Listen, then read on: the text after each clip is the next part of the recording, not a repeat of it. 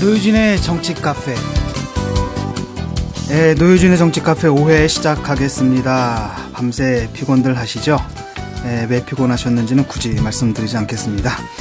오늘 정치 카페 본격적인 주제에 들어가기 전에 그냥 넘어갈 수 없는 이슈들이 있죠. 우선 청문회 앞둔 박근혜 정부 2기 내각의 면면인데요. 정말 스펙들이 화려합니다. 한일 역사 논란, 군복무 특혜, 제자 논문 가로채기, 북풍 조작에 정치자금 배달, 심지어 맥주병으로 기자 머리치기. 이건 참 독특한 스펙입니다. 상상을 초월하네. 예. 문창극 씨를 총리로 지명해놓고 2주 가까이 지명 철회도 못하고 또 그 강행도 못하고 그저 눈치만 보고 있는 청와대스러운 구성인데요. 아마도 헌정사상 최악의 사태가 벌어진 게 아닌가 싶습니다. 그리고 토요일, 그러니까 지난 21일 밤에 벌어진 사고죠. 참사와 참극이 계속되는 마당에 강원도 고성 육군 22사단 관할 GOP에서 총기 난사 참극이 일어났습니다. 이미 5명의 장병이 사망하고요. 부상자들이 속출하고 있는데 특권층에게는 대학원도 병행하는 천국 같은 군대가 평범한 국민들에게는 생사를 가르는 지옥 같은 형실. 정말 화가 납니다. 들으셨죠? 우리 지금 6월 23일 낮에 녹음하고 있는데 오늘 아침에 그 문창극 총리 지명자 출근했더라고요. 네. 지금 그 고성에서 강원도 고성에서도 지금 무장 탈영병 에 대해서 횡포임박이라고 좀 전에 나오던데. 예, 그 군 당국에서 지금 투항을 설득 중인데 서울에서는 이제 문창국 내정자에게 또 투항을 설득 중인 동시 진행형입니다, 사실. 네. 예. 하나는 굉장히 하나는 비극이고 하나는 희극입니다. 예. 근데 참 이상한 게 그 문창국 씨 좀 얘기를 좀 더 할까요? 그 이해가 안 가요. 지금 다 돌아섰잖아요. 지난주부터 다 이해가 안 된다고 계속 그러시네. 아니 그래 청와대와 뭔가 좀 교감이 있어야 되지 않겠습니까? 왜냐하면 귀국하셨잖아요. 대통령이 귀국하시고 그럼 분명히 뭔가 오가지 않았을까요? 왜 투항 안 하는지 한번 노 대표께서. 임명된 지 그 내정자로 임명된 지가 이제 6월 10일이니까 벌써 열 이틀 2주일 다 됐죠. 2주가 다 돼가고 있는 지금 상황인데 지금 참 이건 뭐 코미디라고도 할 수도 없고 문해창작극인 것만은 분명한데 문창극이라는 이름 뭐 주인공의 문해창작극인데 제가 볼 때는 대통령이 이것은 잘못된 그 인사였구나라고 시인을 하는 게 마땅한데 정상적인 대통령이라면 근데 이제 그걸 시인하기 싫은 상태에서 자신이 책임져야 될 걸 최소화시키기 위해서 본인이 스스로 사퇴하길 바라는 게 아닌가. 그런 점에서 사실은 늘 책임 총리가 없어서 문제라고 얘기해 왔지만은 책임 총리 없는 게 문제가 아니라 책임 대통령이 없는 게 문제다. 대통령이 스스로 책임지고 국민들에게 잘못을 시인하고 사과해야 될 일을 갖다가 하지 않으려다 보니까 이렇게 문창극 씨와 같이 버티기 또 이렇게 내정자가 나오는 게 아닌가. 그렇게 그게 실제로 대통령이 일을 하려면 총리가 필요하고요. 총리도 일을 하려면 대통령과의 신뢰관계가 돈독해야 일을 할 수가 있어요. 그러면 우리가 상식으로 우리가 말을 하면 대통령이 누군가를 총리로 지명을 할 때는 그 두 사람 사이에 상당한 정도의 교감과 인간적 신뢰 또 정치 철학이나 국정 운영의 방향과 관련된 이제 공감이 있었다고 봐야죠. 근데 그 정도라면 이제 미리 예측하지 못했던 여러 문제들이 터져 나와서 국민 70% 이상이 지금 총리로서 부적합하다라는 의견을 가지고 있는 마당이니까 이쯤 되면 이제 문창극 씨가 이게 참 내가 총리로서 적합지 않은 사람 같아서 뭐 내가 물러서겠다. 대통령한테 지명 처리를 요청하겠다. 이렇게 해야 이제 되는데 안 하고 있으니까. 근데 만약 우리가 어느 정도의 신뢰나 공감이 있는 관계라면 예전에 뭐 전에 다른 정부에서 이렇게 지명 처리를 할 때도 보면 통화를 하거나 만나서 대통령이 미안하게 됐다. 당신 꼭 시키고 싶었는데 일이 이렇게 돼서 나도 어렵고 당신도 어렵고 이렇게 돼 있으니 당신이 지명 처리를 요청을 나한테 해주면 내가 또 받아들여서 하는 형식으로 풀었으면 좋겠습니다. 이렇게 얘기를 하면 풀릴 문제예요. 그런데 박근혜 대통령하고 문창극 씨 사이에 그런 정도의 교감이나 공감이 원래 없던 관계가 아니었나 하는 의심 하나 있고요. 박근혜 대통령의 성격상 전화해서 툭 터놓고 이만저만 이렇게 됐으니 이렇게 대화를 못하고 밑에 사람 시켜서 보내가지고 아마 뭐 자진 사퇴했으면 좋겠다 이렇게 되니까 문창극 씨 입장으로서는 나는 못하겠다. 나도 명예가 있고 자존심이 있는데 대통령이 지명 처리를 하겠다면 나로서 물러서지만 왜 나보고 다 뒤집어 쓰라 그러냐. 이렇게 돼 있는 국면이 아닌가 싶어요. 그래서 이제 하루 편집해서 24일 날 화요일 날 우리 방송 나가야 되는데 그때까지 해결될까? 제가 안 된다는데 저는 500원. 지난주에는 제가 사퇴 안 한다는데 500원 걸었었는데요. 저는 된다는데 300원. 그게 500원이란 거액을 걸 만한 일은 아니다는 점이 하나가 있고. 근데 방금 말씀하신 게 저는 맞다고 생각되는 게 그 안대희 전 대법관이 국무총리로 이제 그 내정되었다가 스스로 물러났지 않았습니까? 근데 내정되었을 때 된 날 언론에서 어떻게 통보받았느냐, 대통령이 직접 전화 왔느냐 했을 때 직접은 아니고 이렇게 얘기를 했어요. 그런 전례를 비춰볼 때 문창극 내정자도 아마 대통령의 뜻이기는 하겠지만 다른 사람이 뻔한 거 아니겠습니까? 비서실장을 통해서 통보를 했고 지금도 비서실장과의 대화 속에서 끝내기를 아마 희망하는 게 아닌가 봐요. 그게 참 그 전에 제가 경험했던 거에 비춰보면 이해찬 의원을 국무총리로 지명할 때 노무현 대통령이 어떻게 했냐면 이제 본회의 한참 진행되고 있을 때 전화를 해가지고 청와대 좀 들어오시라고. 그래서 이 총리가 그 당시 국회의원인데 이제 본회의 하다 말고 전화 받고 청와대로 가서 거기서 마주 앉아가지고 당신이 총리를 좀 해줬으면 좋겠다. 그러면 총리를 하게 되면 뭐 이런 걸 꼭 했으면 좋겠다. 뭐 이런 얘기들을 충분히 주고받고 그 다음날 발표를 한 거거든요. 적어도 총리하면 대통령이 인사하는 수많은 사람 중에 첫 번째 자리 아니겠어요? 그러면 그 기업하는 사람들이 뭐 계열사 사장 임명할 때도 다 면접도 하고 만나서 얘기하고 이래 하는데 일국의 총리를 지명하면서 밑에 사람 시켜서 통보하고 또 이제 이 철회할 때도 또 밑에 사람 보내서 한다는 거는 이거는 기본이 그러니까 대통령의 총리관이죠.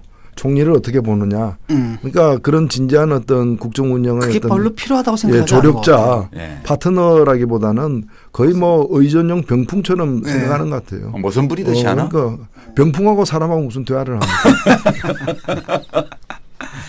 대회 보니까 이제 뭐 크게 두 가지였던 것 같습니다. 하나는 이분이 그 윤창극 씨 그 발탁할 때도 그 윤창중 씨 참 그 윤창극 둘이 비슷해요? 둘이 되게 비슷한데 그 컬럼 보고 우리가 보면 황당한 컬럼인데 그거 보고 감명 받으셨다 그러잖아요. 근데 문창극 컬럼도 마찬가지인 것 같아요. 네, 그거 받고 감명을 줬을 감명을 거예요. 받으실 수 있었을 것 같고 또 하나는 언론이니까 뭐 해먹어야 얼마나 해먹었겠냐. 그래서 이제 청문회 통과용으로 이렇게 뽑은 것 같은데 문제는 뭐냐면 윤창극 씨 본인은 그렇잖아요. 자기가 친일인 문창극이라니까. 문창극 씨 죄송합니다. 너무 헷갈리네. 근데 그 본인은 그러니까 그 주관적으로는 애국자예요. 자기가 객관적으로 친일적인 사고 방식을 갖고 있다는 생각을 못하는. 그러니까 그게 이제 굉장히 억울한 거죠. 그 다음에 내가 언제 시켜달라 그랬냐? 갑자기 어느 날 그냥 사람 보내가지고. 그 속된 말로 하면 듣보잡이였잖아요. 근데 그냥 갑자기 딱 발탁돼가지고 해놓고서 멀쩡인 사람 불러다 놓고 왜 이렇게 망신을 주느냐. 거기에 대한 굉장한 주관적인 억울함이 있는 것 같고 이제 버티는 거죠. 그러는 가운데서 이제 각하라도 이렇게 전화를 해가지고. 그렇지, 달래야지. 달래야 되는데 각하 성격이랑 이분 성격이랑 또 좀 비슷한 데가 있어요. 이렇게 쓸데없는 자존심 있잖아요. 그걸 좀 못 해가지고 지금 그게 정리가 안 되는 상황인 것 같습니다. 이게 총리를 사람 보내서 통보하고 또 밑에 사람 보내서 그만두라 그러고 이러는 행태가 다 이제 유신부활이에요. 그 대통령이 아니라 왕처럼 군림하던 시절에 예, 누구 뭐 영의정 시키려면 도승지 보내가지고 영의정 시키고 이러던 풍습이거든요. 그래서 우리 오늘 이따 언론에 관해서 다룰 텐데 참 비슷한 게 많은 것 같아요. 요새 보니까. 예, 이어서 이제 지금 전방에서 일어나는 그 참극에 대해서 좀 얘기를 해보죠. 그러니까 예감이 참 안 좋거든요. 계속 이런 사건이 계속 불행한 사건인데 자꾸 터져 나오는 것 같아요. 네. 금년 들어와가지고 어떻게 보면 이해가 안 되는 게 병장이거든요. 저 같은 경우에 사실 군대 있을 때 군대 갔다 왔어요? 아, 저 군대 갔다 왔죠, 당연히. 전 보직이 3개였습니다. 훌륭한 분이네. 당번병에다 통신병에다 번역병까지 그 보초까지 있었어요. 저. 근데 병장 되니까 솔직히 좀 그렇거든요. 이게 제대하기 싫더라고요, 좀 솔직히. 왜냐, 어차피 사회 나가면 내가 떠들어보면 애들이 재미없어요. 군대 얘기, 그렇죠? 그리고 오로지 나를 알아주는 애들, 내 얘기 들어주는 애들 내무반에 있고 병장이면 별로 이렇게 뭐랄까 불편한 것 없는 자리잖아요. 근데 제대 며칠 남기고 사고를 쳤단 말이죠. 예. 이거 어떻게 봐야 되나? 우리 노 대표님 군대 갔다 오셨어요? 예. 하실 진짜? 말씀 있을 것 같아. 사람들은 안 갔다 온 줄 알아. 근데 지금 제가 아침 보도를 보고 놀란 것이 이 22사단 전 22사단은 그 여기 통일전망대에 있는 곳입니다. 예, 고성. 옛날에 동경사라 그랬죠. 예, 그리고 그전엔 88여단이요. 지금 남북이 사실은 합의된 대로 하면은 이 22사단 지역 해안가 지역을 지금 도로를 다 만들어 놨어요. 그래서 그 금강산을 육로로 갈 수 있게 그러니까 합의해놓고 사실 지금 시행이 안 되고 있는 거지 않습니까? 그 지역인데 이게 아름다운 지역이기도 사실 합니다. 좋죠. 거기 예. 자연은 정말 그럼요. 좋죠. 근데 이 22사단의 관심병사가 A, B, C급까지 하면은 약 20%에 해당된다고 하거든요. 유난히 많더라고요. 예. 그러니까. 그래서 이게 지금 어찌 보면은 여전히 그 과거의 군 문화가 그대로 그런 관습이 이제 내려오는 속에서 또 우리 이제 젊은 친구들의 어떤 그런 또 세태나 문화를 많이 변했지 않습니까? 그런데 이제 충돌 이런 것들이 이제 자주 벌어질 수 있는데 이 군 복무 제도 자체를 갖다가 근본적으로 검토하는 그런 계기가 사실 저는 돼야 된다고 봅니다.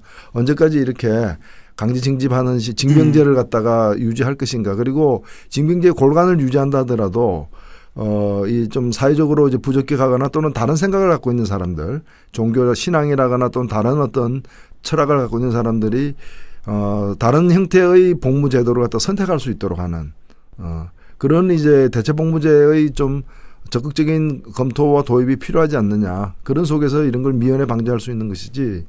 이거 물론 이번 사건 같은 경우는 아직까지 그 범행 동기가 밝혀지지는 않았기 때문에 함부로 좀 예단하긴 어렵습니다만은 근본적으로 이렇게 지금 병력 자체를 갖다가 이제 수를 줄이는 그런 어떤 뭐 남북 간에 이제 서로 간에 협의해서 해결될 문제이긴 합니다만은 그런 이제 군축 문제와 더불어서 복무제도에 대한 어떤 좀 전반적인 재검토가 필요하지 않나 싶습니다. 예. 지금 저는 이제 그 고성군에 인접한 지역에서 GOP 근무를 했었는데요. 이제 GOP 근무는 굉장히 고립된 곳에서 하기 때문에 뭐 PX가 없다든가 뭐 이런 좀 복지 면에서 좀 뒤떨어지고 이런 게 있기는 해도 이제 그런 것 때문에 저런 사고가 나지는 않아요. 그러니까 거기가 매우 고립된 소초를 중심으로 해서 이제 좁은 공간에서 2인 1조로 근무를 쓰고 하기 때문에 일반적으로 보면 후방에 있을 때보다 전후회라고 하나요? 어떤 인간관계가 더 깊어지는 경향이 있어요. 아무래도. 근데 GOP 소초에서 이런 사고가 났다는 거는 아무래도 이 임모 병장이 지금 제대 석 달 앞두고 있는데 이 후방 지역 같으면 술 때문에 사고가 나는 경우가 많은데 여기는 술도 일체 안 들어가는 데란 말이에요.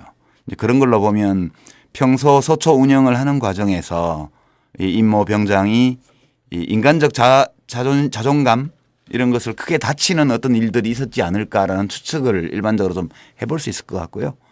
뭐 후속 보도들을 더 봐야 되겠지만 노 대표님 말씀대로 우리 지금 병력 자원이 계속 줄어들거든요. 최근 한 15년 20년 동안은 1년에 그 출생아 수가 50만 명 미만이에요. 그러면 절반이 남자라고 하더라도 25만 명인데 해마다 20만 명씩 징집해 가지고 이게 되겠어요? 그러다 보니까 이제 문제가 많이 생기죠. 그래서 우리가 긴 안목에서 본다면 군 병영의 문화를 개선하는 더 민주화하는 그런 조처도 필요하고 동시에 남북 대화나 이런 걸 통해서 한반도 기장을 완화시키면서 우리 군을 좀 더 숫자가 줄어든 기술과학군 중심의 강군으로 이렇게 육성을 하고 현역 복무를 하지 않는 자원에 대해서는 자기가 선택해서 그보다 조금 더 긴 사회 복무를 선택하게 하는 독일식 제도 이렇게 참여정부 때 그 방안을 만들었다가 이명박 정부 들어서 폐기를 했었는데요. 뭐 병력 규모를 한 40만 명대로 이렇게 줄이고 기술군을 비중을 늘리고 그리고 다른 모든 형태의 뭐 산업체 근무 특례는 다 없애고 사회 복무와 현역 복무. 그러니까 그거는 사회 복무는 전부 장애인 시설이나 이제 노인 생활 시설이나 사회에 그늘진 곳, 그리고 국가가 재정적으로 후원을 해야 되지만 지원을 해야 되지만 충분히 하지 못하는 곳, 이런 곳에서 이제 복무하도록 선택할 수 있게 해주는 이런 큰 틀의 변화를 모색할 때가 되었지 않나 저는 그렇게 예. 생각해요. 사실 보면은 정말로 군 복무에 부적합한 사람들이 있을 수 있거든요. 있죠. 아니 예. 실제로 있죠. 있죠. 예. 저도 그 중에 하나입니다. 그렇지만 꼭 참고 했습니다. 아니 이제 그런 차원이 아니라 쉽게 말하면 뭐 사실 군에 체질이 맞는 사람이 어디 있겠습니까만. 있어요. 아니 그리고 꼭 그래서 문제되는 사람만 안 가야 된다고 하면 안 되고 이제 적합한 사람인데도 본인의 양심이나 양심과 또는 이제 그 신앙 때문에 그렇죠. 가기 힘든 사람들이 있거든. 그런 것도 이제 존중해 주면서 다른 선택을 가능하게 하자는 그런 취지죠. 예, 지금 안타까운데 생각해 보면은 그 부모님들 지금 마음을 한번 생각해 보십시오. 그 소환 권유하는 데 가서 예. 아유 그건 뭐. 그 자식을 잃은 부모님들 마음도 그렇겠지만 예. 또 그 가해자 부모님도 사실 뭐 어떻게 보면 가해자지만 그것도 넓은 의미에서 보면 어떻게 보면 뭐 피해자일 수도 있는 것 아니겠습니까? 예, 우리 아들도 한 5년 지내면 군대 가야 되는데. 딴 거 생각해도 다른 건 모르겠는데 그 부모님 마음 생각하니까 좀 끔찍하더라고요. 자, 이제 그럼 5회 방송 본론으로 들어가겠습니다. 서론이 좀 길었다, 그죠? 네, 서론이 좀 길었는데 근데 워낙 사고가 많아서. 사고가 많아가지고 오늘 그 초대 손님부터 소개해드리겠습니다. 황우석 박사의 논문 조작 의혹, 검사와 스폰서, 4대강 수심 6m의 비밀, 조세 피난처 프로젝트. 이렇게 말씀드리면 금방 떠오르시죠? MBC 해직 언론인 이제 3년 차십니다. 뉴스타파의 최승호 PD 나오셨습니다. 안녕하세요. 예, 안녕하십니까. 반갑습니다. 예. 오늘 주제는요. 최승호 PD가 주목하는 3가지 뉴스입니다. 뉴스타파가 탐사 저널리즘의 실력을 발휘하고 있는 그런 주제들이기도 한데요. 하나씩 살펴보면요. 제일 먼저 우리가 일단 언론 상황부터 좀 살펴봐야겠죠. 예, 그 공영방송의 몰락 그리고 뉴스타파에 대해서 먼저 좀 알아보고요. 두 번째로는 국정원 간첩 조작 사건 가장 최근에 그 보도한 사건이고요. 세 번째가 이제 MB의 유산 4대강 그거에 대해서 얘기하도록 하겠습니다. 예. 먼저 뉴스타파가 뭔지 그렇죠. 예. 잘 모르시는 청취자들이 계실 것 같아요. 진행자 하세요. 예, 뉴스타파 모르시는 청취자가 있을지 모르겠습니다. 있을 수 있어요. 지금 이거 듣는 분들은 대부분 다 알고 계실 텐데 그래도 또 모르시는 분들을 위해서 뉴스타파 간략하게 소개 좀 해주십시오. 예, 뉴스타파는 이제 시민들의 지원으로 이제 그 방송사에서 쫓겨나거나 스스로 나온 결정을 한 주로 이제 공영 언론 KBS, MBC, 그다음에 YTN 뭐 이런 데서 나온 그 언론인들이 모여가지고 만든 언론사입니다.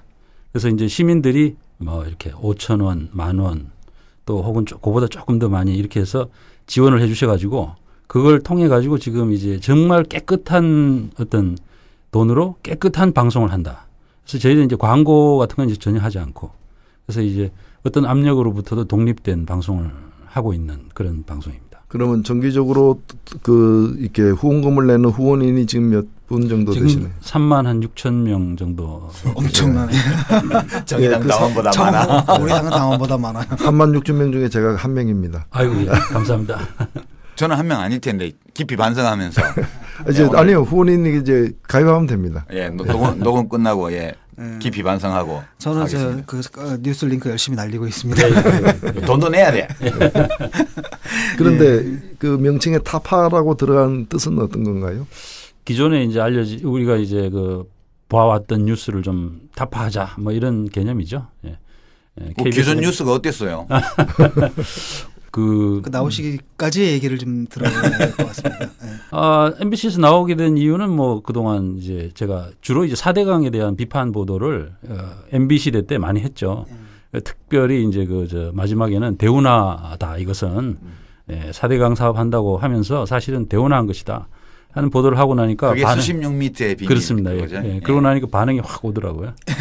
그래가지고 결국은 PD수첩 팀에서 쫓겨났다가 결국은 해고됐죠. 아니 근데 그건 그 보도하신 내용은 그 후에 그 감사원에서 감사 결과로 보고 그 한 거하고 똑같네요. 사실로 다 확인된 거 아니에요? 사실로 확인됐죠. 예. 사실로 확인됐습니다. 근데 사실을 말하면 언론사에서 해고돼요? 그렇죠. 요즘은 허구를 말해야 됩니다. 사실로 밝혀졌으니까 어떻게 보면은 MBC에서 다시 저를 불러야 될 것 같은데. 그렇게 정상이죠. 그런데 전혀 그럴 조짐은 없습니다만. 방송 장악은 그것을 할 의도도 전혀 없고 법적으로도 불가능합니다. 하지만 실제는 그렇지 않다는 주장이 제기됐습니다. 김 전 국장은 청와대 홍보수석이 정부를 비판하는 보도를 자제해달라고 직접 연락을 해왔다고 밝혔습니다.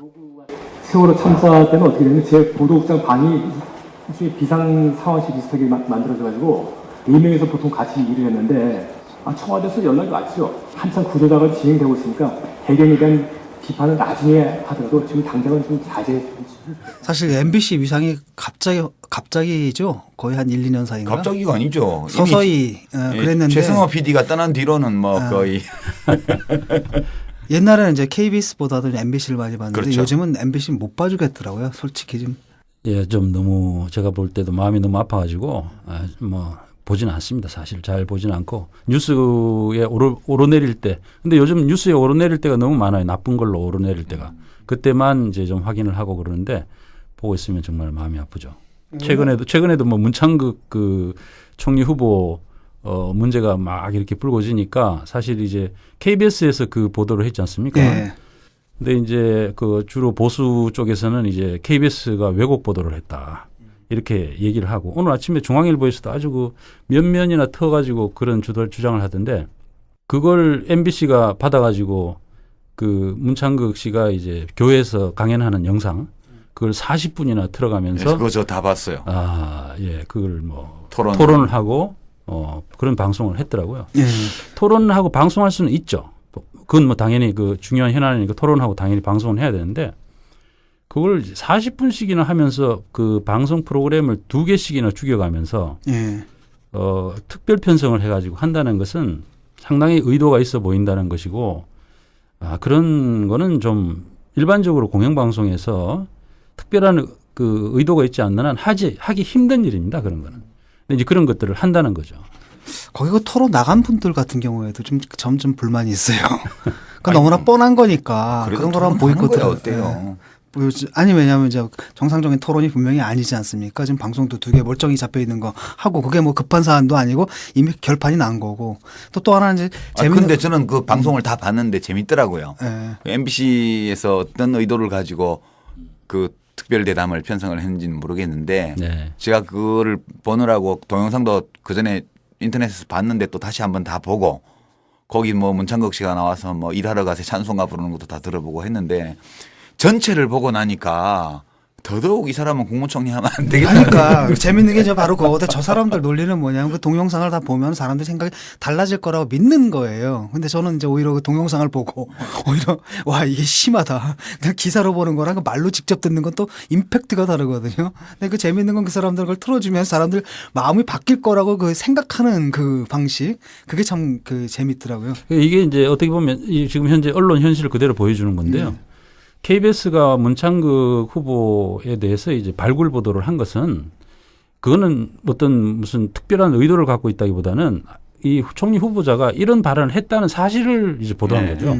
그러면 이제 그 다음에 이제 거기에 대해서 논평을 이렇게 할 거냐 저렇게 할 거냐 그렇죠. 비판하고 할 수도 있고 뭐 괜찮지 않냐 이렇게 할 수도 있는 건데 그런 사실을 보도했다고 해서 지금 KBS를 아주 그 왜곡 보도를 했다고 이야기를 하면서 지금 비난하는 거죠. 결국은 이제 공영방송이 그렇게 조금 어떻게 보면 KBS가 진짜 오랫동안 안 그러다가 간만에 한 거잖아요. 사장님이 안 계시니까 그거 제대로 되더라고. 간만에 좀 뭐 당연히 해야 되는 거 사실 보도를 좀 했다고 해서 즉시 지금 나오는 건 역시 KBS는 공영방송으로서 조금 늦꿔주니까 이렇게 왜곡을 또 하기 시작하는구나. 역시 얘들은 잡아야 된다. 이런 식의 반응이 보수 쪽에서 막 나오기 시작하면서 이게 결국은 발전이 돼가지고 지금 이제 당장 차기 사장을 결정해야 되는 상황인데 또 이제 청와대에서 낙하산을 내려보내는 일종의 그 명분으로 삼지 않을까 하는 걱정이. 재밌는 말 있지 않았습니까? 원래 사실 문창극 씨를 KBS 사장으로 보내려고 했었다. 그런 소문이 있죠. 그런데 어찌 보면 그 KBS에서 이걸 보도했다는 것 자체가 현 정부 들어와서 또 이명박 정부 때도 마찬가지였습니다만 KBS 사장의 역할이 무엇이었는가 하는 걸 거꾸로 또 말해주는 측면이 사실은 있는데 저는 초기에 KBS 보도를 보고서 문제 있다라고 했던 일부 보수 언론들 그리고 뭐 중앙일보는 당연히 또 그쪽 출신이니까요. 네. 이런 부분들이 청와대가 지금 어찌 보면 문창극 씨를 이렇게 그 사퇴시키려고 하고 있는 문창극 씨의 발언에 대한 국민적 반응을 갖다가 이렇게 어느 정도 인정하는 그런 이 국면에서도 이 보수 언론들은 오히려 거꾸로 문창극이 뭐 문제 있느냐, 문창극 발언에 무슨 문제 있느냐라고 지금 대들다시피 국민들에게 막 국민들을 계도하기 위한 그런 방송을 보내고 있지 않습니까? 그거 보면은 훨씬 더 이 좀 사상적으로도 제가 볼 때 사상적으로도 더 청와대보다도 더 좀 극단적인 그런 기조를 유지하고 있는 게 아닌가 우리 언론들이. 실제로 예. 그런 굉장히 어떻게 보면 극단적인 사고방식을 갖고 있다는 게 이번에 상당히 적나라하게 드러났는데 문제는 이제 조중동이랄지 이런 보수 언론 중심으로 해서 사실 어떻게 보면 그런 분들이 굉장히 많고 그런 분들 입장에서 보면 이 문창극이라는 한 사람이 이렇게 적나라하게 맞으면 까여가지고 결국은 이제 낙마하는 모습이 곧 자신의 모습일 것처럼 감정이입이. 감정이입도 될 수 있고 앞으로 그럼 나는 이라는 얘기도 아마 스스로 생각할 수도 있는 부분 아닌가 하는 생각도 들더라고요. 언론인들이 언론만 하면 되지. 아니 근데 제가 정편을 잘 보지는 않는데 인터넷 뉴스 검색을 해보면 동아조선 같은 데서는 특별히 문창극 씨를 편들거나 이렇게 하는 않아요. 그거는 별로 못 느끼겠더라고요. 평소 하는 정도 그냥 하는 거지. 중앙일보 경우는 이제 문창극 씨가 거기 주필 출신이니까 우리들의 동료, 옛 동료를 꼭 지키으리 하는 그런 지키으리 하는 그런 게 있어요. 근데 무슨 MBC가 그거 따라가는 거는 친구가 강남 가니까 장 보러 가는데 그럼지고 따라가는 거하고 비슷한 거 아니에요? 이거 보세요. KBS 같은 경우에는 보도를 했죠. SBS에서는 원래 보도를 하려고 했는데 못하게 막은 거죠. 그래서 이제 문제가 된 건데 MBC에서는 뭐냐면 그런 움직임이 있는 게 아니라 거꾸로 이거예요. 저는 그 토론회 자체가 문제가 아니라 그 토론회는 왜 조직됐냐면 동영상을 그대로 내보내기 위해서. 그렇지. 한 거라는 거죠. 그 사람들은 그거 내보내면 사람들 마음이 달라질 거다라고 이상한 알 수 없는 이유에서 그렇게 믿고 있거든요. 그런데 이게 희망이 안 보여요. 그러니까 그래도 KBS 같은 경우 뭔가 이렇게 똑하니까 그래도 좀 이렇게 반응이 있고. 그러니까 사장이 없어지는 게 답이야. 사장이 없어지는 게 답인데. 한국 언론 희망이 있는가 한번 우리 최승호 PD님의 말씀 듣고 보죠. 결국은 이제 현재 상태에서 이대로 놔둬가지고는 희망이 없죠. 그래서 공영방송이라는 게 그래도 아직까지는 저는 충분히 역할을 할 수 있는 여지들은 많이 있다고 보거든요. 그 여론 집중도 같은 거 이렇게 문화체육부에서 조사해 놓은 거 보면은 KBS하고 MBC 그다음에 그 YTN 연합뉴스 뭐 이런 공영 언론들 다 합친 여론 집중도가 한 44% 정도 됩니다. KBS가 30%고요. MBC가 10%고 또 YTN 연합뉴스 합친 게 그게 누구지? 국정수행 지지율하고 비슷하네. 근데 이제 그 정도면 사실은 이제 만약에 공영 언론들이 어느 정도 중간적인 역할을 해주면 조중동이랄지 이런 언론들이 좀 극단적으로 좀 간다 하더라도 이제 우리 여론이 좀 중심을 잡고 이렇게 간다는 거거든요. 그렇게 됐으면 예를 들어서 이제 NLL 뭐 대화록 파문이라든지 이런 말도 안 되는 어떤 사건들, 그다음에 국정원 대선 개입 이런 거 가지고 막 논란을 막 벌이면서 1년 이상 지금 박근혜 사실 대통령 들어오고 났는데 지금까지 거의 지금 난파선처럼 지금 뭐 제대로 방향을 못 잡고 뭘 했는지 모르겠어 시간만 지났지 않습니까? 이게 결국은 이제 언론이 중심을 잡고 아젠다를 세팅해 가지고 이것은 정말 국정원 대선 개입 같은 건 정말 잘못된 거죠. 이건 뭐 토론할 것도 없이. 그러면 빨리 그 문제에 대해서 해결을 하고 하나씩 이렇게 하면 결국은 결과적으로는 대통령의 업적으로 남는 거 아닐까요? 예. 그러면서 그거는 정상적인 생각을 가진 사람의 판단이지. 그렇죠. 그런데 이제 그렇게 어떻게 보면 우리 사회가 하나씩 그런 중요한 문제들을 하나씩 해결해 나갈 수 있는 힘이 공영방송이 정확하게 사실 보도만 제대로 하면 해나갈 수 있는 건데 공영방송이 순전히 이제 어떤 보도를 하면 여기에 대해서 청와대가 어떤 반응을 보일까라는 것만 상상을 하고 해오다 보니까 결국은 사실 보도를 하지 않았고 결과적으로는 계속 이렇게 공전하는 이런 현상이 지금 결국 사회적인 문제를 계속 발생시키는 상황이 아닌가. 근데 아까 우리 모두의 박근혜 대통령이 후보 시절에 그 했던 말을 우리 같이 들었잖아요. 뭐 언론 장악 이런 것은 할 수도 없고 할 생각도 없다. 뭐 그렇게 단호하게 아주 진짜 그 박근혜 후보가 그렇게 핏대를 세워서 얘기하는 적이 별로 없었는데 그때 굉장히 이 목 꿀대가 좁아지면서 쇳소리가 나는 그런 좀 약간은 신경질적인 반응이었어요. 그거는 대통령이 되기 전에 한 얘기 아니에요? 그렇죠. 되기 전에요. 그러니까 아닙니다. 대통령이 아닙니다. 그 얘기는 저기 대통령 되시고 난 뒤에 그 뭡니까 미래 창조 뭐 과학 뭐 네. 그 부를 그런가요? 만들면서 정부 조직 개편을 하는 상황에서 그거를 야당에서 이제 이것이 방송을 장악하려는 어떤 의도가 인수위 시절, 있다 당선인 하면서 시절에. 당선인 시절. 반대를 하는 상황이었는데 그때 이제 나와가지고 이렇게 막 팔을 이렇게 주먹을 쥐고 이렇게 하면서 이제 말씀을 하시는 근데 분인데 보면 저는 요즘 뭐 조중동 또 공영방송들 이렇게 보면 유신 언론이 생각이 좀 나거든요. 그 지금 뭐 저보고 이렇게 얘기하면 또 시대착오다. 지금이 어느 시대인데 유신 언론이냐 이러지만 유신 때 해직된 언론인 대량 해직된 언론인들은 이제 투쟁위원회를 만들어 가지고 이제 싸웠잖아요. 뭐 동아투위, 조선투위 이런 거.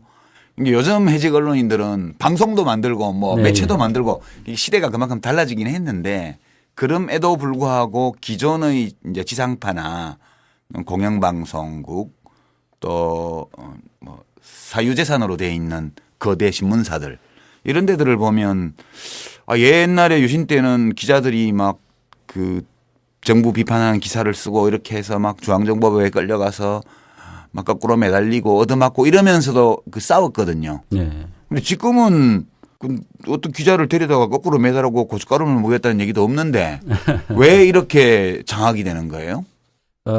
굉장히 이제 나름대로는 꽤 오래 지금 이제 탄압을 받고 있는 거죠.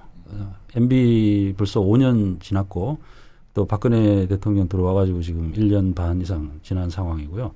그래서 지금 한 6년 반 정도 이제 이런 철권 그야말로 통제 하에서 계속 싸우고 있는 겁니다. 그래서 2012년에는 KBS, MBC, 연합뉴스, YTN 해가지고 거의 뭐 예. MBC 같은 경우에 170일 이상 파업을 했고 KBS도 100일 이상 파업을 했고요. 그 정도로 이제 싸웠는데 그 이후에 어마어마하게 많은 사람들이 희생이 됐죠.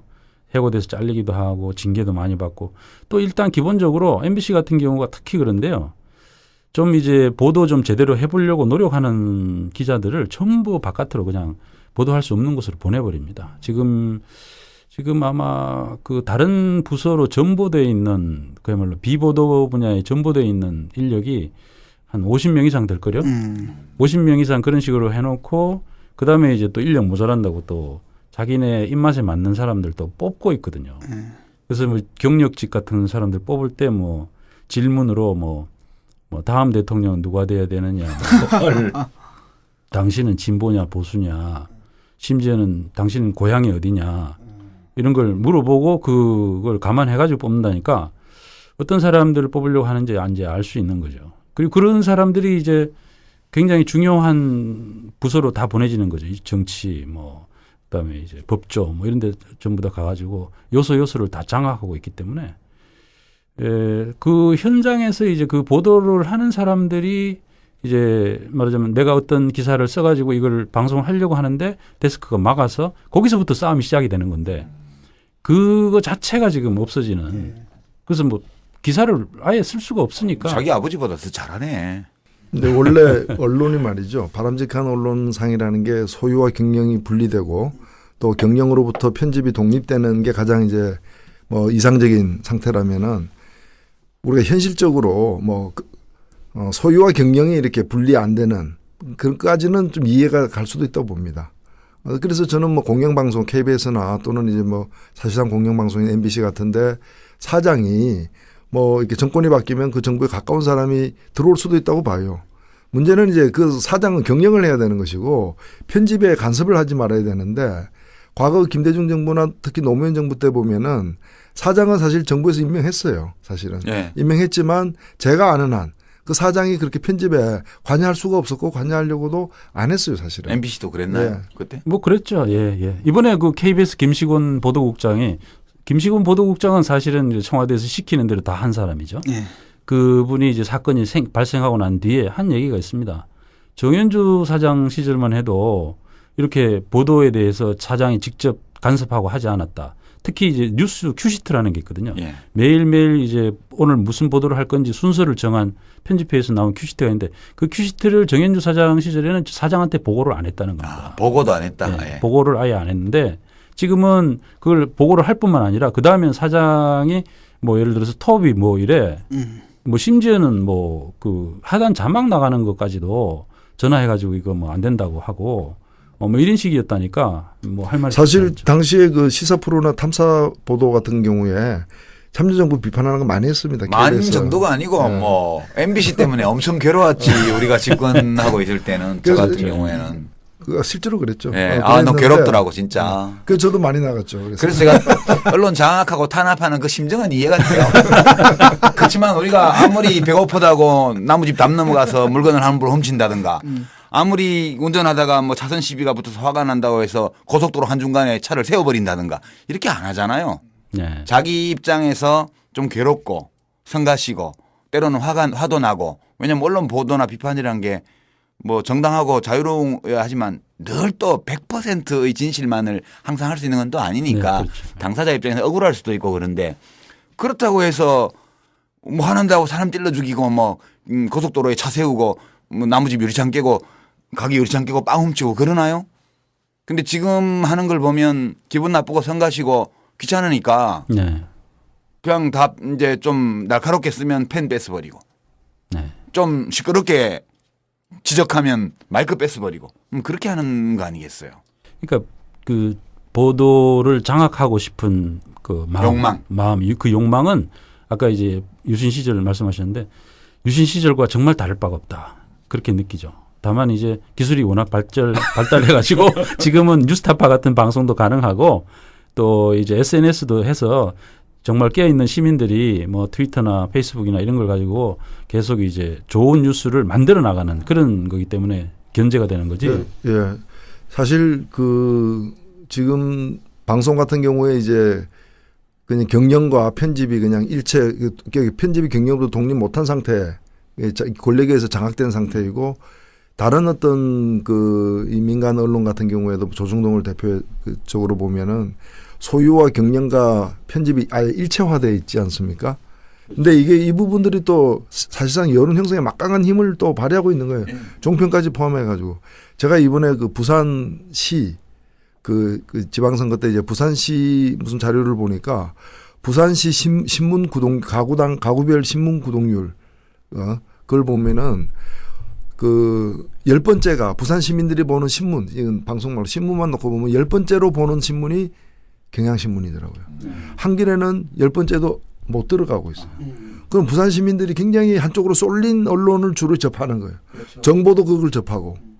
이런 게 무시 못하는 작용을 하거든요. 지금 말씀하신 것처럼 이제 여기에 대한 대안 언론이 이제 뉴스타파를 비롯해서 혹은 뭐 저희들 팟캐스트나 다른 뭐 트위터나 페이스북 같은 것들이 작용은 하지만은 이것이 만만하게 볼 문제가 아니다. 우리 사회가 어떻게 자꾸 이렇게 전체 여론이 뭐 대통령 지지율 높은 것도 이런데 좀 영향을 받은 바가 있지 않는가. 지금 비정상적이죠. 사실상 1년 반 동안 한 게 하나도 없고 이제 작년은 그냥 계속 국정원 갖고 떠돌다가 그다음 세월호 그다음에 지금 문창극이거든요. 근데 사실 다른 정권이었으면 아마 지금 뭐 지지율이 나올 수가 있는 상황이 아닌데 지금 보면은 또 지지율이 높게 나오는 개인 지지율이 그런 게 좀 있는 것 같고. 그런 이제 박근혜 대통령한테만 있는 특이한 그 소질, 자질 이런 것도 있는 것 같아요. 그렇죠. 네. MB 때만 해도 뭐 뭐 광우병 때 막 예. 밑으로 막 10%. MB는 아버지가 없잖아. 그런 아버지가. 그러니까 제가 말씀드리고 싶었던 것도 약간 그런 아우라가 같이 지금 있는 부분이 있는 것 같고 우리가 지금 빼놓은 게 누구 있어요. 박효종 씨. 아, 예. 방통위원장 네. 임명됐나? 임명됐습니다. 네, 임명됐죠. 예, 예. 임명됐죠. 시작했습니다. 예. 그거는 국회 동의 안 받아도 돼요? 방통위원장은? 그렇죠. 예. 동의 근데 없이 이분이 됩니다. 지금 성향이 그 문창극 씨랑 크게 안 다른 분이거든요. 더하지. 더한 제가 분은 보기엔 덜하진 더하죠. 않거든요. 예. 그다음에 문창극 씨는 애국심이라도 있는데 아, 박혜정 씨도 애국심 있어요. 그래요? 예. 어느 나라인지 모르죠. 어느 나라인지 모르겠지만 그러니까 이게 아주 심각한 게요. 무슨 좀 보도를 공영방송 같은 데서 좀 제대로 해보려고 하면 정말 간신히 뚫고 이제 뭐 간부들이나 사장 경영진의 이제 반대를 무릅쓰고 이렇게 해서 보도를 하나 하잖아요. 그러면 그 다음 순간에 나타나는 게 방송통신심의위원회에서 징계를 하는 징계. 겁니다. 그다음 징계를 하잖아요. 그 다음에는 그 징계를 받았다는 이유로 그 다음에는 경영진이 그런 아이템을 그 다음에는 못하게 하는 거죠. 저 같은 경우에 사대강 같은 게 바로 이제 그런 경우예요. 요즘 와서 제일 저 방송통신심의위원회 징계를 많이 받는 방송이 JTBC 같은데 거기는 사장이 맨날 경고를 받더라고요. 세월호 이제 보도하면서 그렇게 된 거고 사실 과거에 안기부가 사실은 저 유신 전두환 때까지만 하더라도 직접 그 언론사에 이렇게 상조하지 않았습니까? 상조했죠. 상조해서 이제 검열하고 하지. 그 역할을 지금 방송통신심의위원회가 하고 있는 거예요. 사후검열이지만. 사후검열이지만. 근데 박효정 씨는 이건 뭐 별로 검증 절차도 안 거치고 그냥 넘어가던데 이분이 서울대학교 윤리교육과 교수 아니겠어요, 그죠? 이른바 뉴라이트 진영. 아니 뉴라이트 이전에 이 서울대 윤리교육과라는 게 한 일이 유신 때 국민윤리.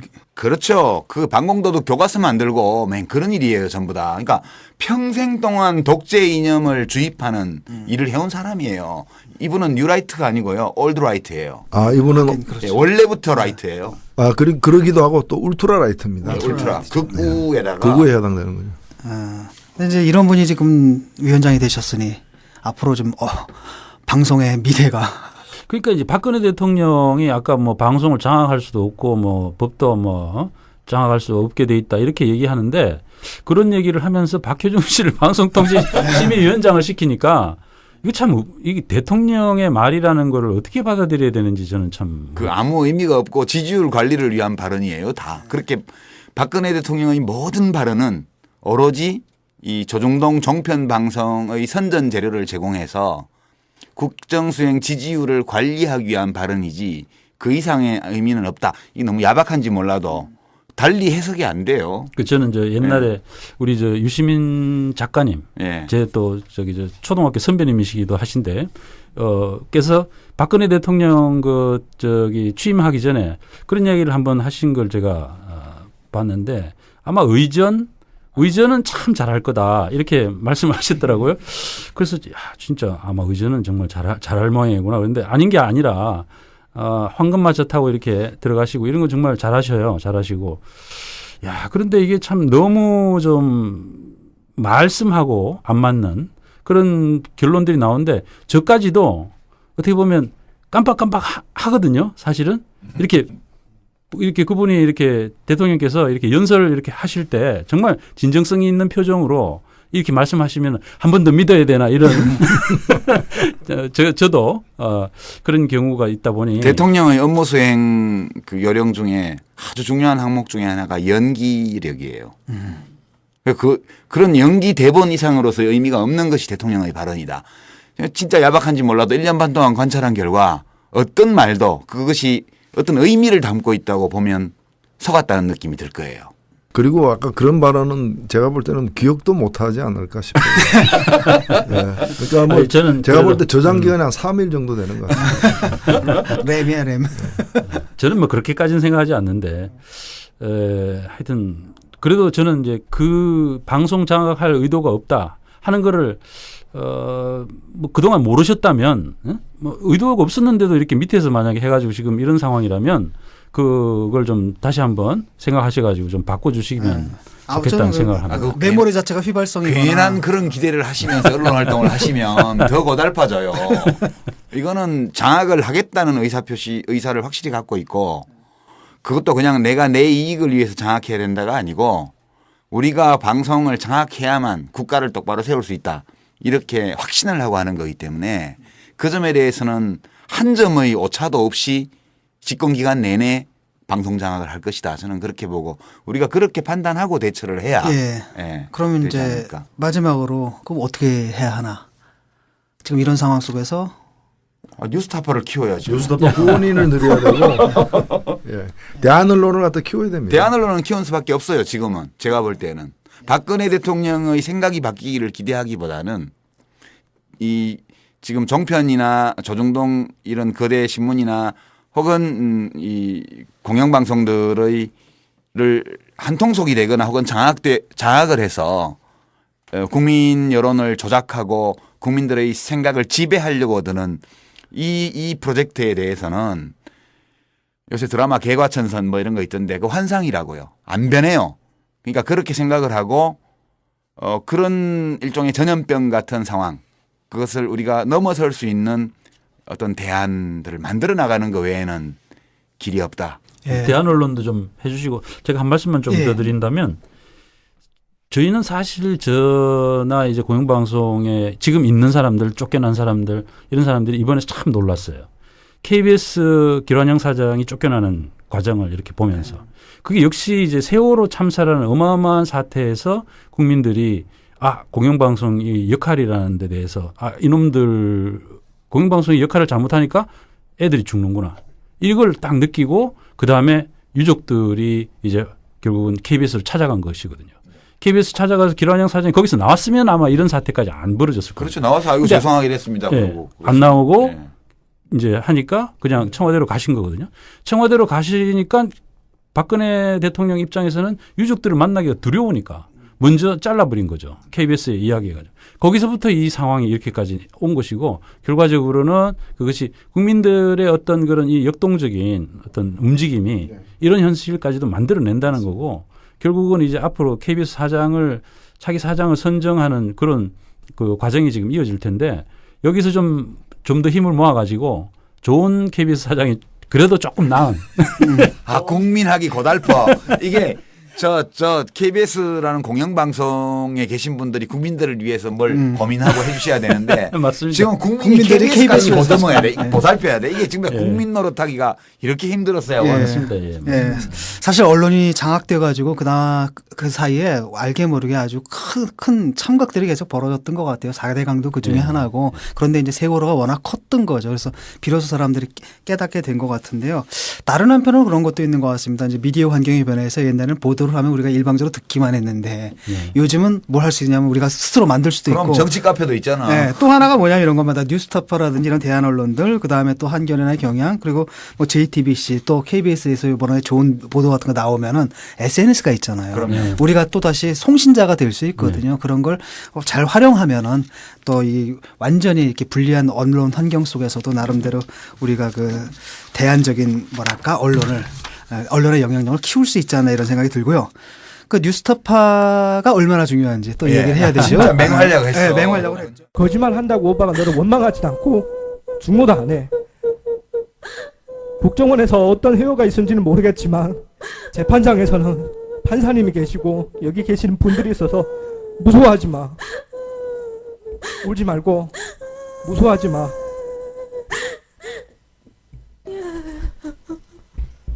울지 마. 일단 눈물 닦고. 예, 지금 방금 들으신 게 그 뉴스타파에서 특정 보도했었죠. 요성 사건. 지금 법정의 장면인가요, 이게? 이 장면이 이제 그 유성 사건이라는 게 이제 유성 씨를 이제 간첩으로 네. 몰기 위해 가지고 유가려라는 그 유성 씨 동생이 이제 탈북해 가지고 들어와서 합동신문센터에 있을 때 이제 180일 동안 가두고 굉장히 이제 가혹한 신문을 했습니다. 가혹한 신문을 해서 결국은 이제 오빠가 간첩이다. 그리고 이제 자기 자신도 그 북한 보위부의 지시를 받아가지고 오빠한테서 탈북자에 대한 정보를 받아서 자기가 북한 보위부장한테 갖다 줬다. 이런 이제 그러니까 자기도 간첩이라고 자백한 거죠.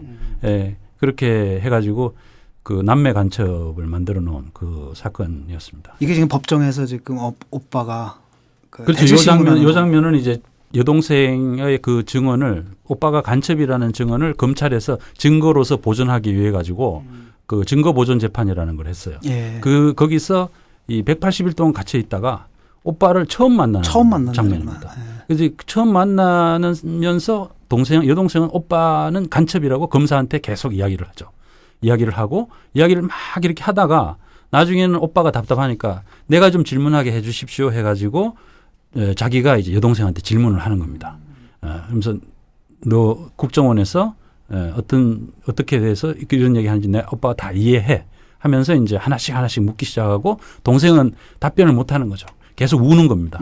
거의 이 상태에서는 그냥 계속 울기만 하고 이랬던 상황이었습니다. 동생 같은 경우 지금 상황 파악이 안 되고 근데 국정원에서는 일단 네가 잘 되고 오빠가 잘 되려면 그렇죠. 네가 그렇게 얘기를 해야 된다라고 네. 그렇죠. 세뇌 교육을 받은 네. 상태고. 그래서 오빠도 다 잘 되는 거기 때문에 오빠도 다 동의를 하는 걸로 생각을 했는데 오빠가 그날 딱 와서 처음 만났는데 자기가 생각했던 거하고는 완전히 다르더라는 거죠.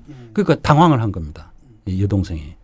당황한 상태에서 이제 이야기를 하는 거죠. 예, 뉴스타파에서 이거 이제 특종을 했는데 이런 사건은 어떻게 제보가 들어옵니까? 아니면은 그때 이제 요 지금 금방 방송 요 장면 얼마 후에 유가려 씨가 이제 국정원으로부터 이렇게 변호인들이 노력을 해가지고 나왔습니다.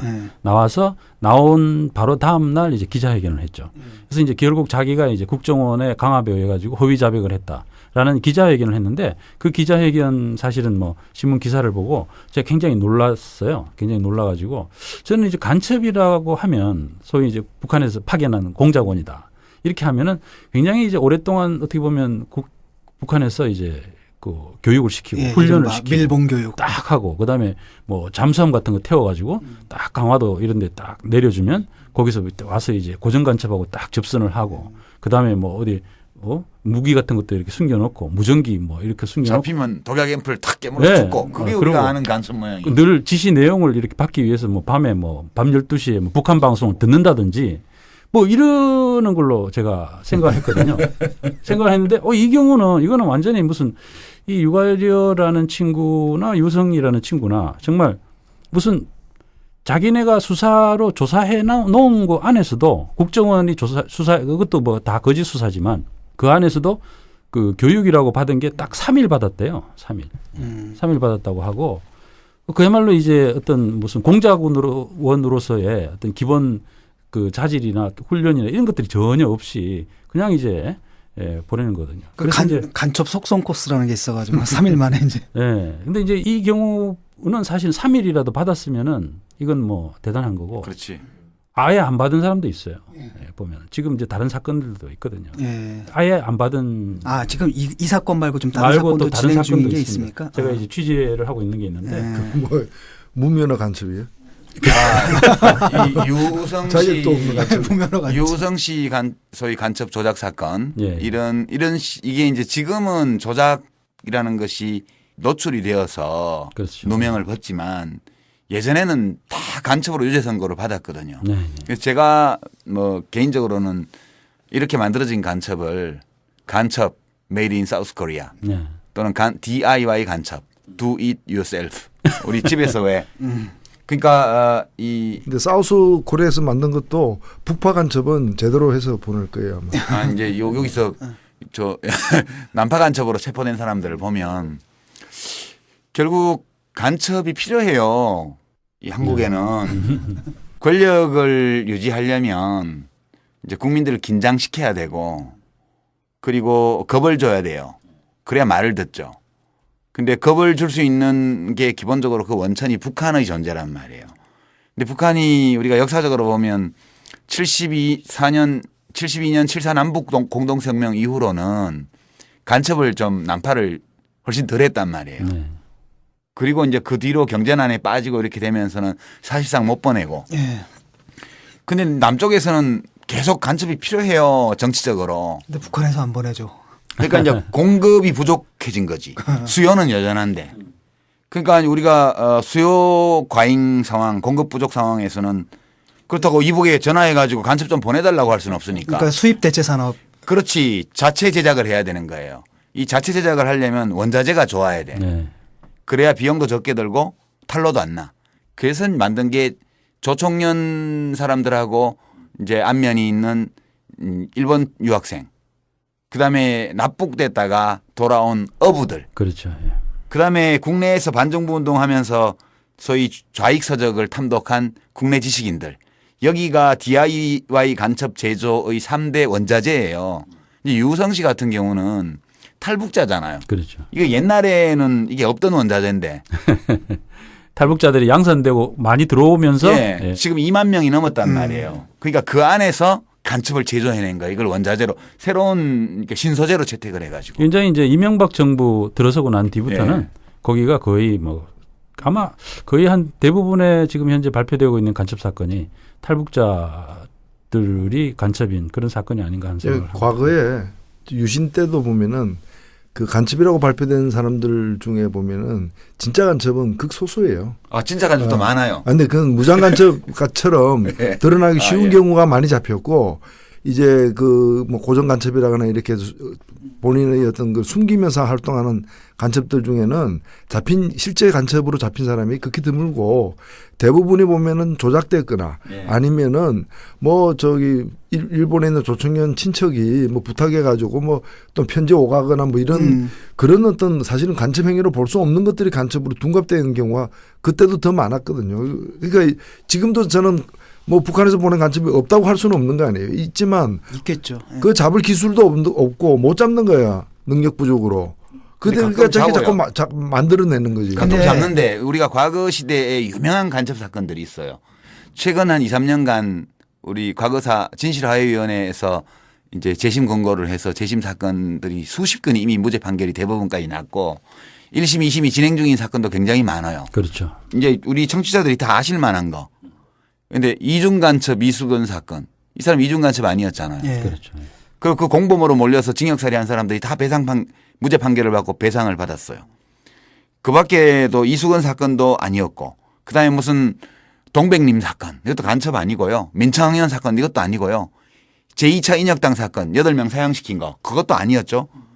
그러니까 우리가 알고 있는 한때 선마을 간첩단 사건, 대부분의 형제 간첩 간첩단 사건은, 사건, 뭐 어부 간첩단 사건 이 80년대 70년대 후반 이후에 신문 방송을 뒤덮었던 대부분의 큰 간첩 사건들이 대부분 다 지금 최근에 재심 무죄 판결을 다 받았거든요. 근데 그 동기가 말이죠. 이렇게 간첩을 만들어낸 동기가 그런 일반적인 것 맞고 좀 만들고 좀 이렇게 특수한 게 있지 않을까라는 생각도 드는 게 왜냐하면 유호성 씨 사건이 처음에 신문에 보도될 땐 뭐라고 나냐면 서울시 공무원 간첩 사건이라고 나왔거든요. 그렇게 났지. 예. 그랬죠. 그 다음에 이제 뭐라고 서울시장 선거 앞두고 이제 예. 타격 주기 위해서. 그 오세훈 시장 때 채용된 사람이잖아요. 이 사람이. 그렇죠. 그죠? 예. 예. 오세훈 그런데 시장 그때는 당시 오히려 시장이었죠. 뭐냐 그 뭐지 탈북자가 서울시 공무원 됐다고 신문에도 났어 내 예. 기억에. 예, 예. 예.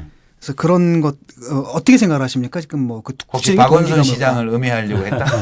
글쎄요, 뭐 그거까지는 제가 이제 무슨 특별한 취재해가지고 그 근거를 뭐 특별히 발견했다거나 이런 정도까지는 아닌데 어쨌건 그 이름 자체를 갖다가 서울시 공무원 간첩 사건이라는 식으로 이렇게 네이밍을 그렇게 했으니까 그건 그걸 지방선거로 의식한 거겠죠. 처음에 이제 뭐 그 동아일보에서 그 거의 뭐 한 면을 다 털어가지고 그 크게 보도를 했거든요.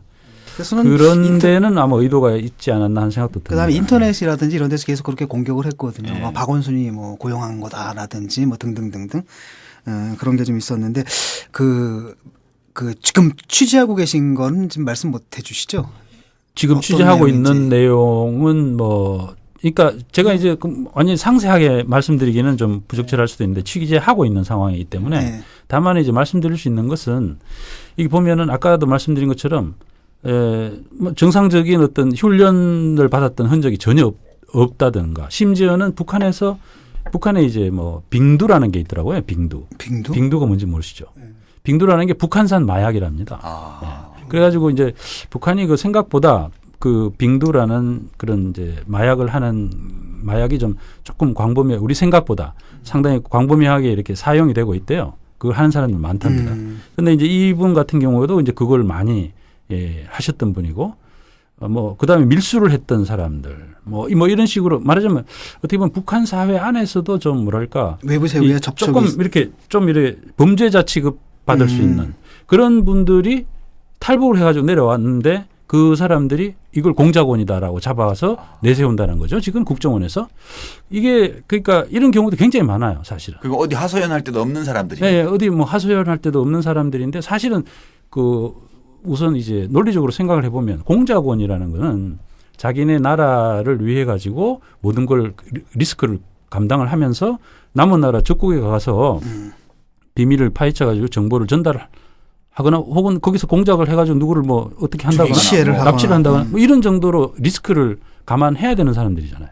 그렇다면 그런 정도의 위험을 부담을 지고 하려고 그러면 그만큼 어떤 정신적인 무장이라든지 그다음에 변절하지 않는다라는 어떤 그런 뭐 보장이라든지 이런 게 있어야 되는 거 아니겠습니까? 만약에 변절해가지고 바로 내려가자마자 자수해가지고 이거 뭐 빙두살 마약살 돈 좀 주면 그냥 바로 해서 뭐 자수해버린다든지 이렇게 되면 문제지 않습니까?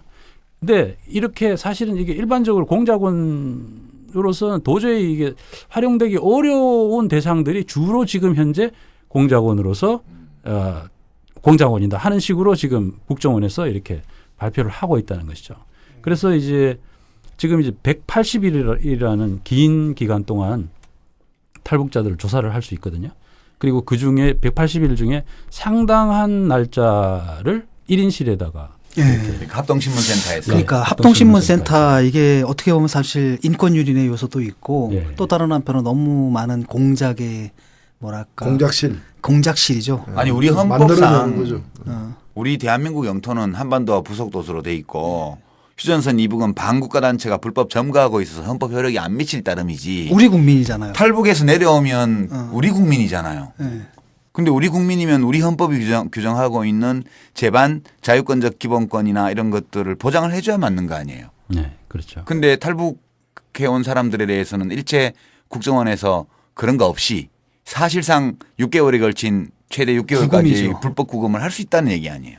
그것이 이제 지금 논란거리가 되고 있는 상황이죠. 그래서 이제 유성 씨 사건에서 2심 재판 그에서 판결 내용이 맞으면 이제 국정원에서 그렇게 이제 가둬놓은 상태에서 사실상의 수사를 했다. 이게 이제 조사거든요. 사실은 이제 법적으로 허용돼 있는 거는 행정조사하고 이제 수사하고는 다른데 다른 거죠. 만약에 이제 국가보안법 위반 혐의가 있어가지고 정식으로 수사를 한다면 거기에 대해서 기소를 해야 되고 구속영장도 신청해서 법원에 허락도 받아야 되고 신병도 예를 들어서 구치소로 옮기고 그다음에 변호인의 조력을 받을 권리를 보장해 줘야 되고 형사소송법상의 모든 그렇죠. 절차를 밟아야 되는 거죠. 밟아야 되는데 그걸 안 밟으면서 사실상 수사를 했다는 것이죠. 그래서 이제 그 부분에 대해서 2심 법원이 그거는 안 된다 하고 이제 판결을 한 것이거든요. 근데 이제 그러니까 관타나모 수용소 관타나모랑 관타나모죠. 한국의 관타나모입니다. 사실상 그렇게 봐야 되는데. 네, 그러니까 조사와 수사는 논리적으로 다른 건데 지금 조사만 할 수 있는데 사실상 수사를 하고 있고 그렇게 얘기하겠죠. 뭐 당사자들이 동의를 얻어서 보호와 관찰을 했다. 그렇게 얘기하겠죠. 네, 국정원은 그렇다 치고 검찰도 참 문제가 많아요. 국정원이 어차피 뭐 공작소, 간첩 만들어내는 제작소도 하더라도 검찰은 좀 다른 사법적 논리에서 움직여야 되는데 그 공문서 뭐 위조한 거 이런 거 보면 좀 어떻게 보면 황당한 수준이거든요. 네. 그런 수준에서도 막 기소 유지하고 계속 나갔던 것들 이런 것들은 이해가 잘 안 되더라고요. 그렇죠. 이제 그 처음에 그 검찰이 그러니까 이번 그 공안 사건에 있어서는 전혀 이제 그 수사 내용을 점검하는 역할을 전혀 하지 않는다는 게 이제 이번에 확실하게 드러났죠. 심지어는 유가려라는 그 여동생이 검사한테 나는 사실 강요돼 가지고 허위 자백한 것이다라고 이야기를 했는데도 불구하고 그 얘기를 무시했다는 거거든요. 오히려 검사가 너 그런 식으로 하면 우리 못 도와준다. 그전에는 이제 도와줄게. 우리가 도와준다.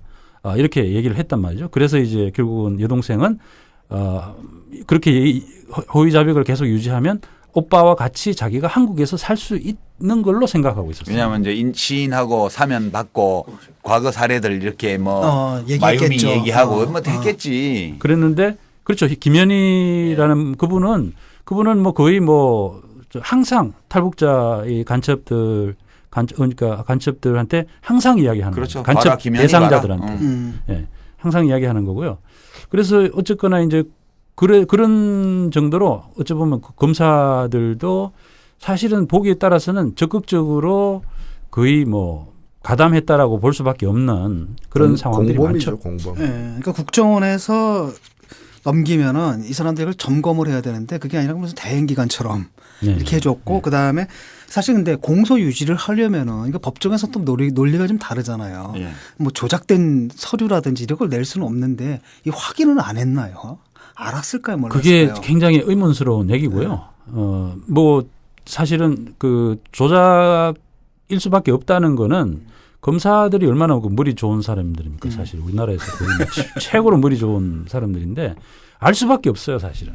머리가 굳이 안 좋아도 알 수밖에 없는데 그거를 계속 무시했다는 거죠. 그리고 저희가 이제 뉴스타파가 그 공문서가 조작됐다라는 거를 중국 현지 중국 관리 그 출입경 기록이라는 걸 담당하는 관리한테 가서 이건 조작이다. 이 문서는 우리가 발행한 바가 없고 사실 내용과 다르다. 조작이다라고 하는 얘기를 이제 카메라로 찍어가지고 그거를 이제 여기서 방송을 했단 말이죠. 방송을 뉴스타파에서. 하고, 예, 뉴스타파에서 방송을 하고 우리가 그다음에 검사들한테 제가 또 친절히 가서 네, 그것도 나오잖아요. 예, 얘기했습니다. 예. 우리가 지금 가서 물어보니까 이렇게 얘기를 하더라. 근데 어떻게 된 거냐? 당신들 좀 알아봐라. 얘가 얘기를 했거든요. 그랬더니 그 다음에는 또 다른 조작 문서를 또 내놨어요. 그런 식으로 계속 반복적으로 조작된 문서들을 계속 내놨거든요. 조작 근데 돌려받기. 이게 되게 재밌는 게 저는 이 문서 조작건을 보면서 이제 두 가지 점에서 굉장히 흥미롭다 이렇게 봤어요. 네. 첫째는 그 왜 뭐 국정원 관련 책임자가 뭐 자살 시도하고 막 그랬잖아요. 그렇죠. 이 조작 예, 예. 사건. 근데 뭐 하는 말이 간첩 맞는데 지엽적인 거 가지고 그 본질은 간첩 사건이다 예, 이렇게 예. 주장을 했어요. 황교안 법무부 장관도요. 예. 국회에서 네. 그건 격가지고 그렇죠. 간첩 맞다고 얘기를 네, 했어요. 그렇습니다. 그 제가 정말 신기했어요. 이 사람들은 머리가 좋아도 너무 좋은 사람들인 것 같아. 왜냐하면 우리 보통 사람들의 경우에는 어떤 사람이 북한 간첩이다라는 주장을 하려면 먼저 증거를 보잖아요. 그렇잖아요. 증거가 있냐? 이런 증거가 있네. 아유, 그럼 간첩인가 보네. 이게 우리 보통 사람들의 수준에서 판단하는 거예요. 근데 이 사람들은 보니까 간첩이다. 이렇게 해놓고 그다음에 간첩인 증거를 만들더라고요. 그렇죠. 예. 그러니까 우리 보통의 인간은 증거를 보고 간첩임을 아는데 이 사람들은 어떤 신묘한 방법으로 먼저 간첩임을 확신하고 그다음에 증거를 구해요. 그래서 이 사람이 아닌 것 같다. 예, 그 신내림이죠. 이제 그분이 오시고 사람이 아닌 것 같다. 그런 느낌. 그분들은 이제 그분이 오셔가지고 아는 두 번째는 거고. 모든 것에는 역사적인 연원이 있어요. 제가 이 간첩 사건에서 중국 공문서 조작한 것도 있고 영사증명서라는 거 있잖아요. 그렇죠. 예, 영사증명서. 예. 이거 제가 조사를 좀 해보니까 1970년대 80년대에 국군 보안사가 민간인을 수사해서 간첩으로 기소한 사건들 106건에 대해서 그 국방부의 과거사 진상규명위원회가 그 옛날에 조사를 한 보고서가 있어요. 이만큼 두꺼운 게. 그걸 보면요. 그것까지 공부하셨습니까? 예, 거기를 보면 4건 진정이 들어온 거는 직접 조사를 했고 12건은 샘플 조사, 무작위 추출해서 조사를 했어요. 근데 그 16건 모두에서 최단 뭐 40일, 최장 한 달 반 이상의 불법 구금이 있었고요. 변호인을 최초로 만난 그 시간까지가 제일 짧았던 사람이 한 달 반이에요. 가족 면회가 수사 도중에 이루어진 경우는 2건밖에 없었고요. 샘플 조사한 16건 중에 모든 사건에서 공통적으로 나타난 게 있어요. 영사증명서요. 영사증명서. 예. 근데 그 당시에 국방부 진상규명위원회에서 외교부에 문의를 했어요. 이 영사증명서라는 게 뭐냐? 그러니까 이런 게 없다는 거예요. 외교부 법령에 그런 게 없대요. 이 외교부 법령에 따라서 제외 공간에 있는 우리 그 공무원들이 써줄 수 있는 문서는 2종류밖에 없대요. 하나는 영사 확인. 그거는 이제 그 주재국의 공문서가 그 기관에서 제대로 발급된 것이라는 걸 확인해 주는 영사 증명서고요. 영사 확인이고요. 그다음에 또 하나는 민간 서류, 공문서 말고 사문서에 대한 인증, 영사 인증 2개밖에 없어요. 우리가 법정에 제출된 영사 증명서랑은 제도 자체가 없는 거예요. 아, 그런데 떠오르는 게 있는데 그 말을 들으니까 왜냐하면 보통 이제 공관에 가면은 총영사는 그냥 외교관이고 예. 그 부총영사가 대부분 국정원 직원이잖아요. 그러니까 그게 이제 무관이라고 해가지고 그 당시 중앙정보부 파견 요원들이 본국의 중앙정보부 본부의 지시를 받아서 문서를 만들었어요. 그리고 이 만든 문서를 영사증명서라고 해가지고 본국에 보내면 기무사는 민간인을 수사할 권한이 없기 때문에 전부 이제 가라로 말하자면 그 당시 안기부 이름 중앙정보부 안기부 명의로 구속영장 청구도 하고 다 했어요. 수사는 자기들이 하고 기소도 검찰이 다 했고. 간첩 활동이 중국과 연관돼 있었나요? 그럼 그때? 그때는 전부 제1교포들 사건이 대부분이다. 제1교포 사건. 그러니까 다 일본서 네. 일본에 나가 있는 이제 중앙정보부 안기부 직원이 본부의 지시를 받아서 영사증명서라는 걸 만들어서 보내면 안기부에서 검찰에 이걸 주고 검찰에서 법원에 제출을 해요. 근데 이게 100%다 유죄의 가장 유력한 증거로 인정이 됐어요. 법정에서. 왜 그렇게 됐냐 봤더니 변호인들도 이걸 잘 몰라가지고 증거 부동의 절차를 제대로 진행을 안 했대요. 그러고 이제 그 당시 이 국군 기무사에서는 뭐 다른 법령을 근거로 이런 거 할 수 있다는 주장을 했지만 법적 근거가 없는 거예요. 그래서 제가 이번 유우성 씨 사건도 보면서 이거는 검사들이 발명한 게 아니고요. 또 안기부가 국정원이 발명한 게 아니고 옛날부터 해오던 거를 그렇죠. 이번에도 했고 다만 차이는 이제 민주화가 이루어지고 관행입니다. 관행. 이제 법원에서 이 증거 중심주의 재판이 활성화되고 그다음에 이제 현장에서 법원에서 이제 재판장에서 이야기된 거를 우선으로 하고 근데요, 검찰이나 이런 데서 한 거를 그 일부 동의를 하면서도 제가 이제 드리고 싶은 말씀 뭐냐면은 그래서 결국은 이제 우리 재판 증거 중심의 어떤 재판이 이렇게 발전이 해가지고 오늘 이번에 유우성 사건처럼 이제 좋은 결과가 났다 이렇게 생각하시는데 제가 생각할 때는 좀 다릅니다. 그래요? 제가 생각할 때는 이번 사건이 이렇게 밝혀진 거는 사실은 그 이전에 다른 많은 사건들은 어떻게 되냐면 간첩을 예를 들어서 간첩이 나오잖아요. 간첩이 나오면 그 사람은 거의 그냥 구치소로 들어가가지고 그 다음부터는 그냥 변호인은 국선 변호인 만납니다. 국선 변호인은 그냥 당신 간첩이니까 그냥 탄원서 하나 내시오. 뭐 끝입니다. 그럼 탄원서 내죠. 기본적으로 자기 범죄를 인정하면서 저는 간첩이지만 저는 뭐 형을 좀 깎아주십시오. 이러면은 뭐 검사는 그보다 좀 올려가지고 구형하면 판사는 그냥 그래. 그리고 뭐 3년, 4년 이렇게 때리거든요. 그렇게 하면 그다음에 항소를 만약에 너가 항소를 하면 형이 더 높아질 수도 있어. 이러면 그냥 바로 항소하지 않고 항소 포기하고 간첩으로 확정돼 가지고 교도소로 바로 가는 이런 코스로 지금까지 쭉 돼 왔습니다. 물론 그중에는 조작인 것도 있고 조작 아닌 것도 있을 수 있겠죠. 그렇지만 법정이라는 곳에서 사실 심리를 제대로 해야 되는데 지금 현재 이런 식으로 북한에서 와가지고 한국의 법 체계를 전혀 모르는 사람이 허위 자백을 예를 들어서 설사 했다 손 치더라도 법정에서 국선 변호인에게 나는 이거 허위 자백을 했다라는 말을 할 수도 없고 그렇죠. 했다가는 바로 국선 변호인은 이런 얘기 할 수 있겠죠. 당신은 여기서 그런 얘기를 해도 결국은 재판부한테 결국은 이제 괘씸죄 걸리면 형량만 더 높아진다. 그리고 그런 걸 계속 이제 국정원에서 이제 교육을 시킬 수 있는 거죠. 그렇기 때문에 사실은 어떻게 보면 어마어마하게 기본적인 흐름은 지금도 되고 있는 상황이다. 그런데 이 사건은 왜 이렇게 됐느냐? 이 사건은 정말 다른 게 뭐냐면 유성 씨라는 이 사람이 국정원이 유성 씨라는 사람을 잘못 건드린 겁니다. 유성 씨는 이미 한국에 들어와 가지고 몇 년 동안 자기가 여기서 살면서 한국인으로서 자기가 투쟁을 하면서 살아온 사람이에요. 그리고 자기가 여기서 적응을 잘해 가지고 뭐 서울시 공무원이 된 사람이란 말이죠. 그런 상황에서 갑자기 자기 동생이 그런 상황에 빠지고 자기가 구속이 됐을 때 웬만한 사람이면은 그 국정원에서 어떤 나름의 타협도 시도했다고 제가 들었어요. 그런데 그런 부분을 다 거부하고 나는 무죄입니다 하라고 끝까지 버틴 거예요. 변호인이 올 때까지.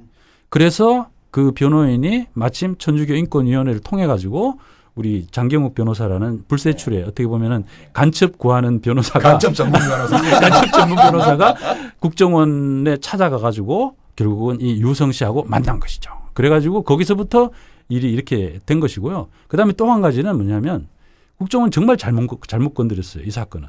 왜냐하면 유성 씨의 가족이 중국에 있었던 겁니다.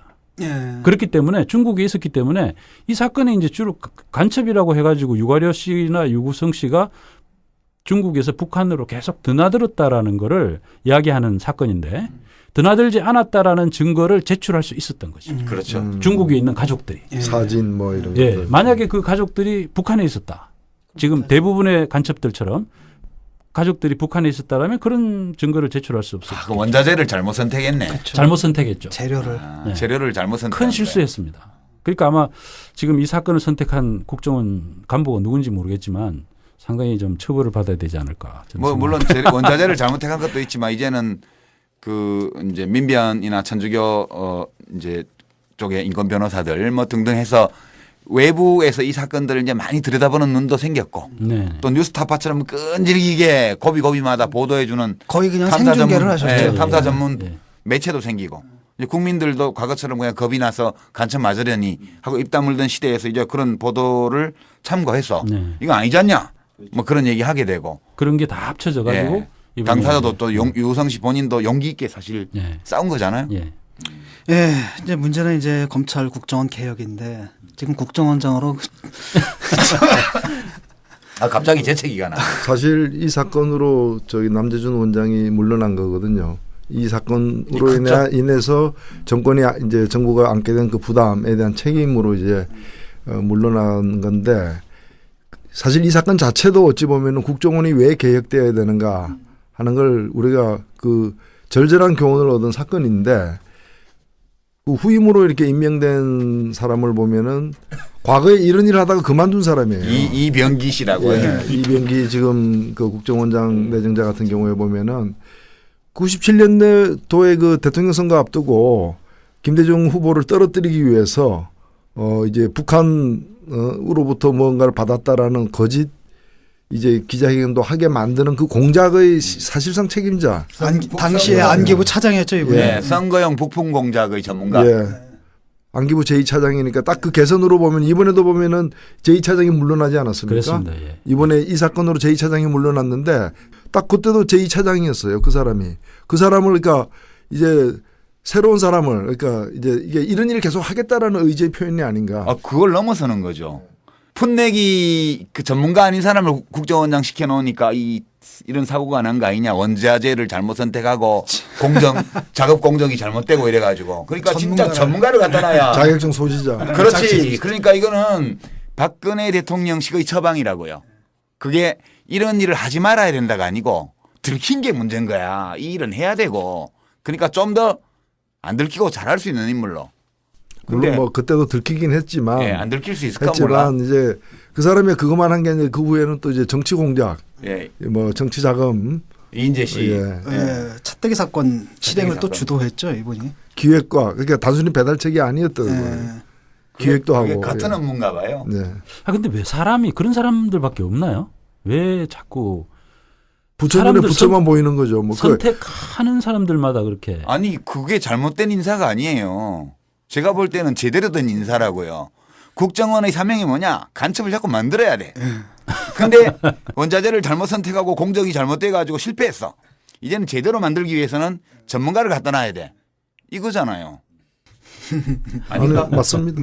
아니 실제로 그러니까 국정원 개혁의 의지가 전혀 없는 것이고 국정원이 그렇게 정권을 위해서 확실하게 그 역할을 해주기를 바란다라는 그런 신호가 아니겠습니까? 예, 근데 재밌는 게 이제 사실은 이게 다 세월호 참사 대책으로 나온 거라는 국가를 거예요. 개조하기 위해서. 네. 그러니까 방송 어쩌고 저쩌고 이게 문제가 됐는데 거기 박효정 씨 안 치고 그다음 국정원 문제가 되니까 이번에 또 이병기 씨 안 치고 하여튼 그 처방이라는 게 좀 황당하거든요. 그러니까 사실은 그 세월호 참사라는 것들을 다 잊어버린 그러니까 우리 국민들도 다 잊어버린 것 같아요. 사실 이게 얼마나 황당한지 지금 얘기가 나와야 되는데 문창극이 워낙 강해서 그런가? 아니, 그러니까 이번에는 그 문제 있는 사람들 갖다 한꺼번에 막 이렇게 다 종합 선물로 하는 바람에 우리 국민들도 하나에 집중하기 힘든 거죠, 사실은. 예, 지금 문창극 전략적으로 한 것 같아요. 예, 문창극, 김명수, 이병기, 정종섭, 김영한, 윤두현, 송광용 다 걸리거든요, 그 지금. 이거 지금 이병기 씨는 하여튼 부품 공작 전문가에다가 차떼기 관련자고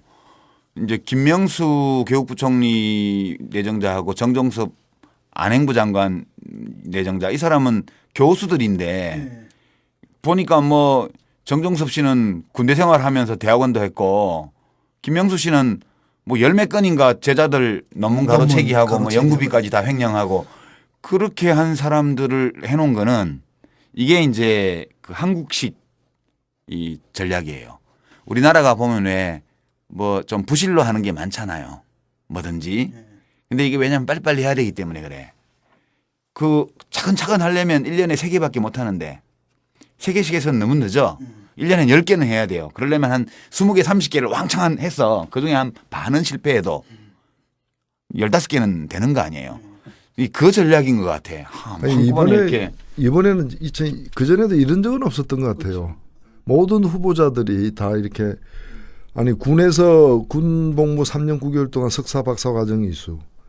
이거 보면은 이게 안행부 장관이죠. 이러면 진짜 자발적으로 군대 갈 것 같죠. 아니 군에 가면 육군 같은데 보면은 보병이 일빵빵이고 뭐 행정이 900이고 병과가 있잖아요. 병과 중에 석사라는 그 병과도 있고 이게 박사 과정이라는 병과도 있는 것 같아요. 그래서 군에서 뭐 이제 석사 과정과 박사 과정을 밟았습니다. 아니, 제가 그게 병과가 빵빵이었거든요. 그게 뭐냐면 영어 번역이에요. 그래요? 근데 그런 나도 석사 못했거든요. 서울에 있으면서도. 우리가 군대 생활하면서 우리 석사를 못해서 화가 나서 이러는 거지 지금. 질투하는 거지. 그렇죠. 왜 나는 못했을까 이러면서. 예, 마지막으로 이제 우리가 빼놓은 얘기가 있습니다. 가장 중요한 얘기를 빼놨는데요. 국정원 개혁 어떻게 해야 되나. 그 말씀을 좀 최 PD님한테 듣고 다음 라운드로 넘어가는 게 좋겠습니다. 예. 제가 가장 정말 깊게 느꼈던 것은 국정원의 실력도 실력이고 국정원의 그 의도나 이런 것들을 볼 때 이 조직이 수사를 계속해서는 안 되겠다. 이런 생각은 확실하게 갖게 됐습니다. 이번에 뭐 증거를 조작하는 과정들도 이렇게 보면 실력도 안 돼요. 사실 실력도 너무 수준이 너무 낮습니다. 이게 뭐 국정원이 뭐 마치 뭐 정부 대단한 무슨 대북 정보 라인이 있는 것처럼 얘기했지만 실제 이번에 그 협력자 역할을 했던 그분이 이제 중국 동포인데 그분 얘기가 자기는 국정원의 협력자를 오래 하지도 않았대요. 그리고 자기가 무슨 정보 쪽에 무슨 전문성이 있는 것도 아니고 북한에 무슨 라인이 있는 것도 아니고 그냥 저 공과장이라는 사람이 자기 만나자 그래가지고 결국은 그 사람 요청에 의해서 그 조작을 했다는 거거든요. 이제 그 정도로 어떻게 보면은 그 조작을 제대로 할 수 없는 사람한테 일을 맡긴 거죠. 그러니까 전혀 사실상 이 대북 정보 라인이 그 정도 수준이면 어떨까 하는 그런 사실 걱정을 좀 했고요. 그 다음에는 수사에 대한 적어도 형사소송법상의 어떤 그런 꼭 지켜야 되는 절차라든지 이런 부분들에 대해서 법적인 마인드가 있어야 되는데 그게 전혀 없다는 것이죠. 지금 국정원에 있은 지가 벌써 몇십 년이 됐는데도 아직도 이런 지경이라면 이 조직한테 수사를 계속 맡겨서는 안 되겠다 하는 게 제 생각이고 오히려 경찰은 훨씬 더 사실 뭐 여러모로 발전이 돼 있고 얼마든지 경찰이 이런 수사 이런 정도는 할 수 있다. 검찰이 잘만 이렇게 하면 가능하지 않겠는가 이렇게 보고요. 예. 검찰도 역시 또 바뀌어야 되겠죠. 예. 예. 두 가지 말씀을 해 주셨는데 일단 실력 문제고요. 사실 국정원의 실력이라는 게 이게 우리 고등학교 때 실력이잖아요. 이렇게 성적표에다 도장 찍을 때 엄마 도장 아빠 도장 몰래 파가지고 찍고. 되게 성적이 나쁘면 아빠 도장을 하나 파서 가지고 있지. 딱 그 수준인 것 같고요. 두 번째로는 이제 그 법적 마인드고 사실은 그 국정원에서는 사실 자기들이 조사한 것들 조사죠. 조사한 그 정보만 넘겨주고 경찰에서 수사하고 그다음에 법적 마인드는 이제 검찰이 갖고 있으니까 그쪽에 맡겨두는 게 좀 올바른 해법이 아닌가 이런 얘기였습니다. 자, 그럼 요 주제 여기서 접고요. 그 다음 주제로 한번 넘어가 볼까요? 강을 망가뜨린 책임은 누군가 져야 합니다. 그 핵심은 누가 수십 6m를 지시했냐는 것입니다. 4대강 수십 6m 대통령께서 지시하셨습니까? 죄송합니다. 제가 더 기회가 없어가지고 수십 6m 대통령께서 지시하신 건가요? 나중에 말씀하시겠습니까? 왜 이렇게 폭력을 하지 마시고 언론이 질문 못하게 하면 나라가 망해요. 예, 지금 방금 브리지 들으셨는데요. 이게 어떤 상황입니까? 이게 이제 이명박 대통령이 이제 퇴임하던 날입니다. 그날 이제 논현동에 그 사저로 돌아가시는 그런 상황이었는데 제가 이제 그 퇴임한다고 하니까 제가 한번 가서 찍긴 찍어야 되겠다는 생각을 했어요. 그래서 이제 찾아갔던 것이죠. 처음에는 뭐 인터뷰를 할 수 있을 거라고 생각을 안 했는데 이상하게 이 퇴임하는 날이다 보니까 그래서 그런지 굉장히 경호가 느슨하고 주로 이제 이명박 대통령 좋아하시는 그 분들이 많이 와가지고 이렇게 대통령하고 한번 손이라도 잡아보려고 이렇게 쭉 서 있는 상황이었기 때문에 아마 이 대통령께서도 이제 좀 마음이 푸근해 가지고 마지막으로 아마 팬들하고 인사 좀 하고 이런 상황을 좀 하고 싶었나 봐요. 그래서 제가 이제 그 줄에 사이에 좀 끼어 들어가 있었던 것이죠. 그러니까 팬클럽 모임에 안티팬이 가가지고 지금. 그래서 사실은 근데 경호를 포기한 상황이군. 제가 이제 악수를 요청했거든요. 처음에 이제 대통령이 오시길래 제가 악수를 청했더니 사실은 저를 보고 반가워하셨어요. 네. 언론인이니까. 그러니까 왜냐하면 얼굴은 사실 어떻게 보면 좀 눈에 익은 사람이다라는 생각을 하셨던 것 같아요. 누군지 몰랐던 거 아니에요? 누군지는 모르셨던 것 같아요. 일단 아는 체하면서 인사하는 건 정치인의 기본이에요. 근데 그거보다는 더 반가워하셨어요. 근데 어쨌거나 이제 제가 이제 악수를 하면서 4대강 수십 6m 대통령께서 지시하셨습니까?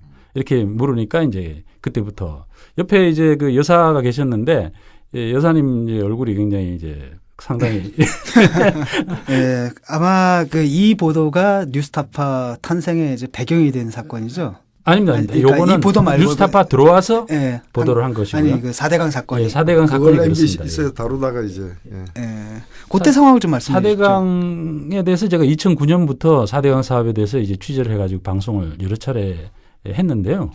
이제 김재철 사장이 오기 전에는 괜찮았는데 김재철 사장이 오고 난 뒤에 4대강에 대해서 취재해가지고 방송을 하려고 하니까 그때부터 문제가 되기 시작했죠. 예. 근데 이제 제가 이제 결국은 마지막에는 4대강 사업이 결국은 대통령이 이제 대운하를 하려고 했던 걸 4대강 사업이라는 걸 이름만 바꾼 것 아니겠느냐 하는 그런 의혹을 제기하는 방송을 제가 했습니다. 그래서 이제 그게 4대강 수십 6m의 비밀이었는데 그 방송을 하기 전에 이제 결국은 이제 막 국토해양부에서 방송금지 가처분 신청도 들어오고 그 법원에서 이제 방송하라고 또 가처분 신청을 기각했거든요. 기각하니까 또 그 다음에는 김재철 사장이 방송하지 말라고 또 이렇게 막고 말이죠.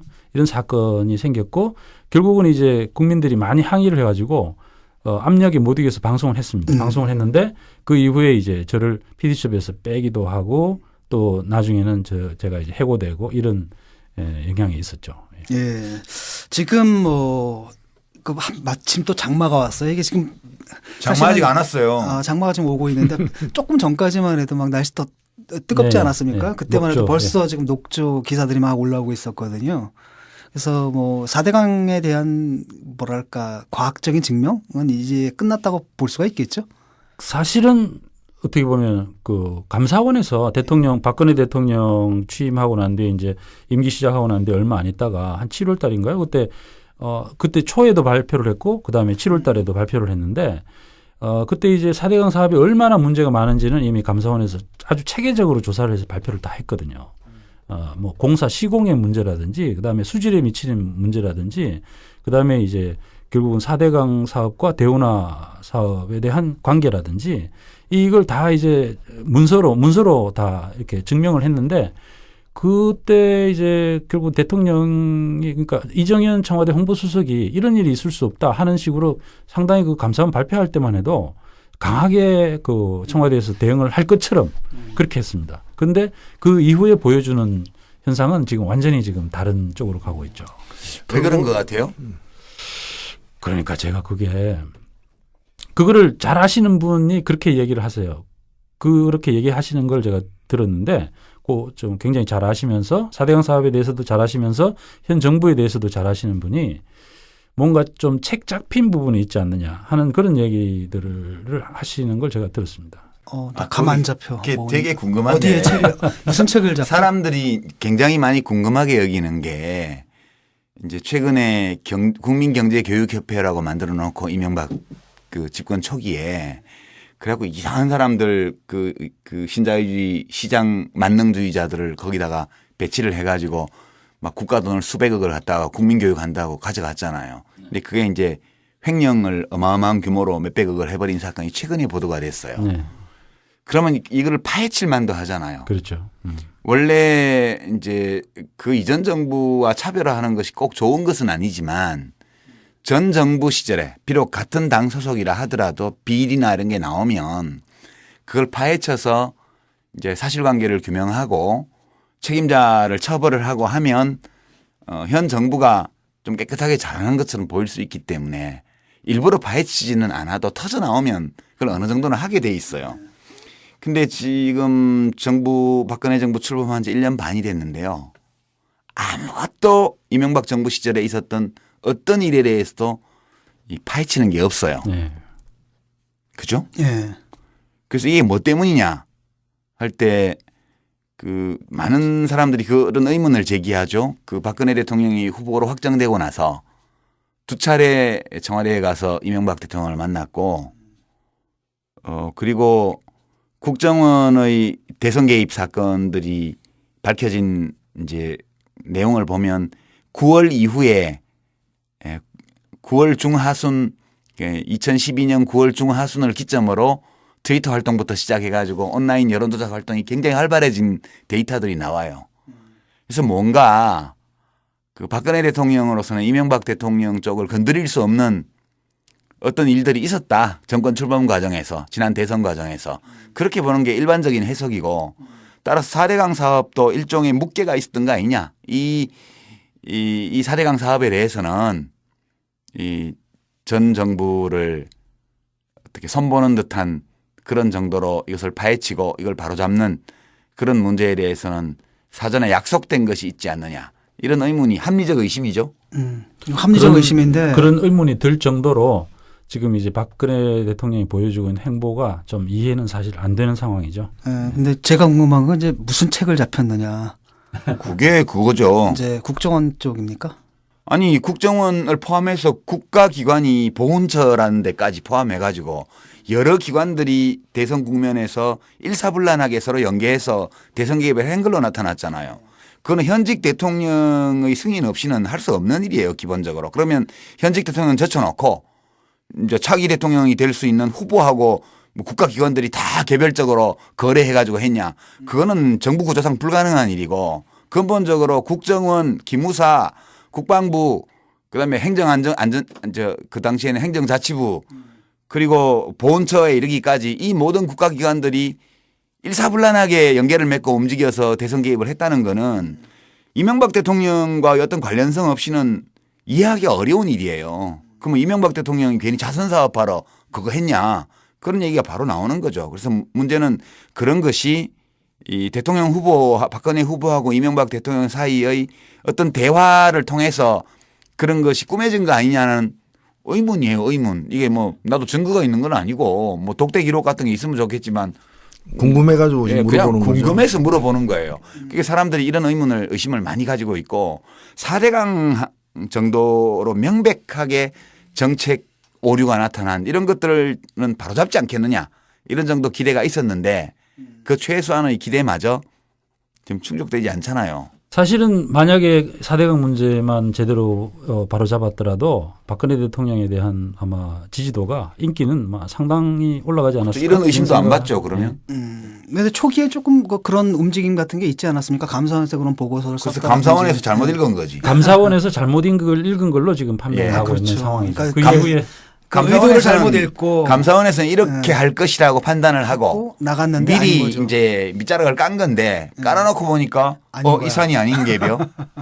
그 당시 이제 이정현 사실 홍보수석이 보여줬던 반응은 상당히 그 감사원이 한 그 조사에 대해서 발표에 대해서 그걸 아주 승인하고 마치 뭔가를 할 것처럼 그런 그 입장이었는데 그 이후에 아마 친이계 쪽에서 나온 어떤 반발의 그 세기나 이런 것들 수위가 상당히 셌던 것 같아요. 그래서 이제 자기네 맞으면 친이계라는 아직도 국회 안에서의 그 친이계 그 세력, 자기네 당내에서의 입지 이런 것들이 그걸 완전히 버리고 가기에는 좀 부담스러웠다라는 판단도 일부 했을 가능성이 있는데 어쨌거나 그 이후로는 거의 뭐 지금 4대강 조사평가위원회라는 데서 지금 현재 그 4대강 사업에 대해서 평가를 하고 있는 중이거든요. 근데 지금 조용히 아무런 발표도 없이 그때 인사도 뭐 그때 인선하면서 또 4대강 찬성했던 사람들을 막 집어넣어갖고 인선을 했잖아요.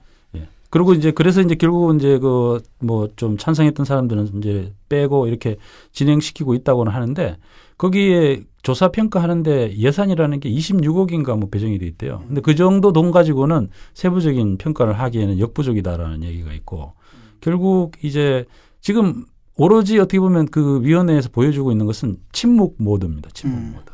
그러니까 원래 말이나 돼야 뭐 거기서 뭐 발표를 좀 할 수 있을까 말까 하고 있는 상황인데 그 과정에서 지금 사실은 강의 환경이라는 건 계속 나빠지고 있는 상황이고 바로 직전에도 지금 그 사실 그 국립환경과학원이나 또 국립 그 환경정책평가연구원 이런 그 환경부 산하 연구기관들에서 계속 발표하는 내용들을 보면 4대강 사업 이후에 습지가 40%가 줄어들었다는 거거든요. 습지가. 어마어마한 겁니다, 사실. 어마어마한 거고. 최근에 이제 나온 결과도 보면 흰수마자 뭐 이런 그런 멸종위기종들. 과거에는 낙동강이나 금강 이런 데 이렇게 쭉 발견이 꽤 되던 것들이 지금은 다 이렇게 없어졌다는 것이죠. 그러니까 이게 이 정도로 아주 그 심각한, 그러니까 단순히 수질 문제가 아니라 수생태계라는 이 수생태계 자체가 망가질 대로 망가져가고 있는 이런 상황이라서. 근데 그 4대강이 지금 이제 해마다 녹조 때문에 6월이 되면 뉴스들이 나오잖아요. 물고기 떼죽음이나 녹조 라떼 이런 게 나오고. 올해는 근데 금년에도 지금 5월부터 나왔어요. 5월 말부터 일주일인가 2주일이 빨랐다 그러더라고요. 해마다 좀씩 빨라지고 있는데요. 제가 이제 4대강 지금 뉴스타파는 계속 추적하고 있죠. 그죠? 이 4대강의 추이에 대해서. 뭐 간간히 보도하고 있습니다. 후원금이 더 많이 모여야 탐사 취재를 더 할 텐데. 여하튼 그 제가 다니다 보면 지방 강연 같은 것 때문에 다니다 보면 예전에는 이 이명박 정부 때는 이렇게 산더미처럼 쌓아놓은 준설토, 모래 동산 이런 게 곳곳에 많이 있었거든요. 요새 다녀보면 없어요. 그게 어디 갔죠, 그게? 유실될 수도 있고. 다 떠내려갔나? 뭐 그렇지는 않을 겁니다. 이제 그 강가에 있던 걸 좀 어디 예, 옮기든가. 그거 치우는데 또 엄청난 예산이 들었고, 그래요? 예, 그걸 갖다가 한 군데 다 두기 어려워가지고 인근의 이런 지자체, 기초지자체도 이렇게 분산시켜가지고 그걸 갖다 옮겨. 근데 금강 쪽은 가보니까 그 군산하고 이렇게 마주보면 군산 건너가는 다리 밑에 거기가 뭐 사공군가 거기를 제가 얼마 전에 한번 가봤는데 모래톱이 다 드러나 있더라고요, 다시. 네, 예. 그게 사업을 한 직후에는 수심이 푹 빠져가지고 아무것도 없었는데 원래 있던 모래섬 같은 게 다 없어졌거든요. 근데 그 사이에 다시 모래섬이 다시 생겼더라고요. 다시 강 생기고 가운데. 있죠. 이미 상당 부분은 보호 문제를 제외하면 자연 스스로 자연의 원래의 보호요. 상태로 조금 더 접근하게 돌아가고 있는 상황 아닌가. 근데 이제 시간이 보호 때문에 시간이 많이 걸리는 근데 거죠. 이제 보가 있는 한은 그게 이제 뭐 모래톱은 생긴다 할지라도 수질이 뭐 그렇죠. 다시 막혀 있어도 복원되거나 이럴 수는 없는 거잖아요. 그러니까 제가 정상화된다는 뜻이 아니고 그러니까 이게 수십조의 국민 세금을 들여가지고 이 자연을 갖다가 이렇게 그 수십 년간 복원 안 되도록 망가뜨린 그런 이제 역사죠, 역사. 네. 근데 이제 황당한 건 뭐냐면은 좀 정말 나쁜 사람들이 있어요. 그러니까 뭐 각하야 원래 그럴 뿐이잖아요. DNA 자체가. 그런데 그거 알면서 그 찬성한 사람들이 있거든요. 다 어디 갔어요? 이 사람들 다 어디 갔어요? 학자들, 공무원들. 그 예, 누구 사람들. 대표적인 인물들이 근데 이게 또 어떤 분들이었어요? 지금 아니, 기억이 잘 안 나네. 그 또 하나는 뭐냐면 이게 나쁜 사람들은 또 아니에요. 그러니까 물론 이제 추진한 사람들은 나쁜 사람들이겠지만 그 밑에서 하청받은 교수들 같은 경우에 뭐라고 얘기를 하냐면 무슨 보고서 써가지고 이상하게 쓰게 되면은 찍히고 그다음에 애들 취직이 안 되는 거예요. 그다음에 무슨 프로젝트 같은 거 일단 다 배제가 되고 그러니까 뻔히 아닌 거 알면서 엉터리 보고서 써서 내고 뭐 이런 거죠 지금. 네, 그러니까 제가 아까 저기 흰수마자 뭐 멸종됐다 뭐 이런 말씀을 드렸는데 제가 이제 그 당시에 그 2010년에 4대강 수심 6m 비밀 취재하면서 제가 이제 어떤 어류 학자들 그 당시에 이제 많이 취재를 했거든요.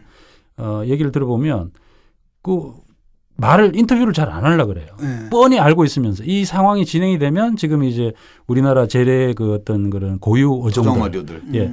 물 흐름이 빠르면서 좀 얕은 곳에서 사는 그리고 맑은 물을 좋아하는 우리 고유의 어종들이 거의 다 사라지고 결국은 굉장히 깊은 호수 같은 데서 사는 덩치 큰 잉어 뭐 이런 뭐 큰 물고기들이 지배하는 그런 생태계로 바뀔 것이다 하는 거는 자기네 논문에 다 나와 있거든요. 과거에 이미 댐 사업하면서 그 했던 여러 가지 논문들 이런 데서 이미 나와서 다 예측이 되는 상황인데도 그런 가장 기본적인 것에 대해서도 말하기를 꺼려하는 것이죠. 그러면서 지금 교수님 연구를 어떤 걸 하고 계십니까? 이렇게 물어보면은 그 당시에 하고 있었던 연구들이 뭐 예를 들어서 흰수마자가 아마도 낙동강에서 본류에서 더 이상 생존하기가 힘들어지는 상황이 오게 되면 그거를 어떻게 물가에다가 어떻게 좀 이렇게 좀 생존할 수 있는 털을 좀 이렇게 만들 수 있는가? 인디언 보호구역처럼 이런 거를 이렇게 연구를 하는 거죠.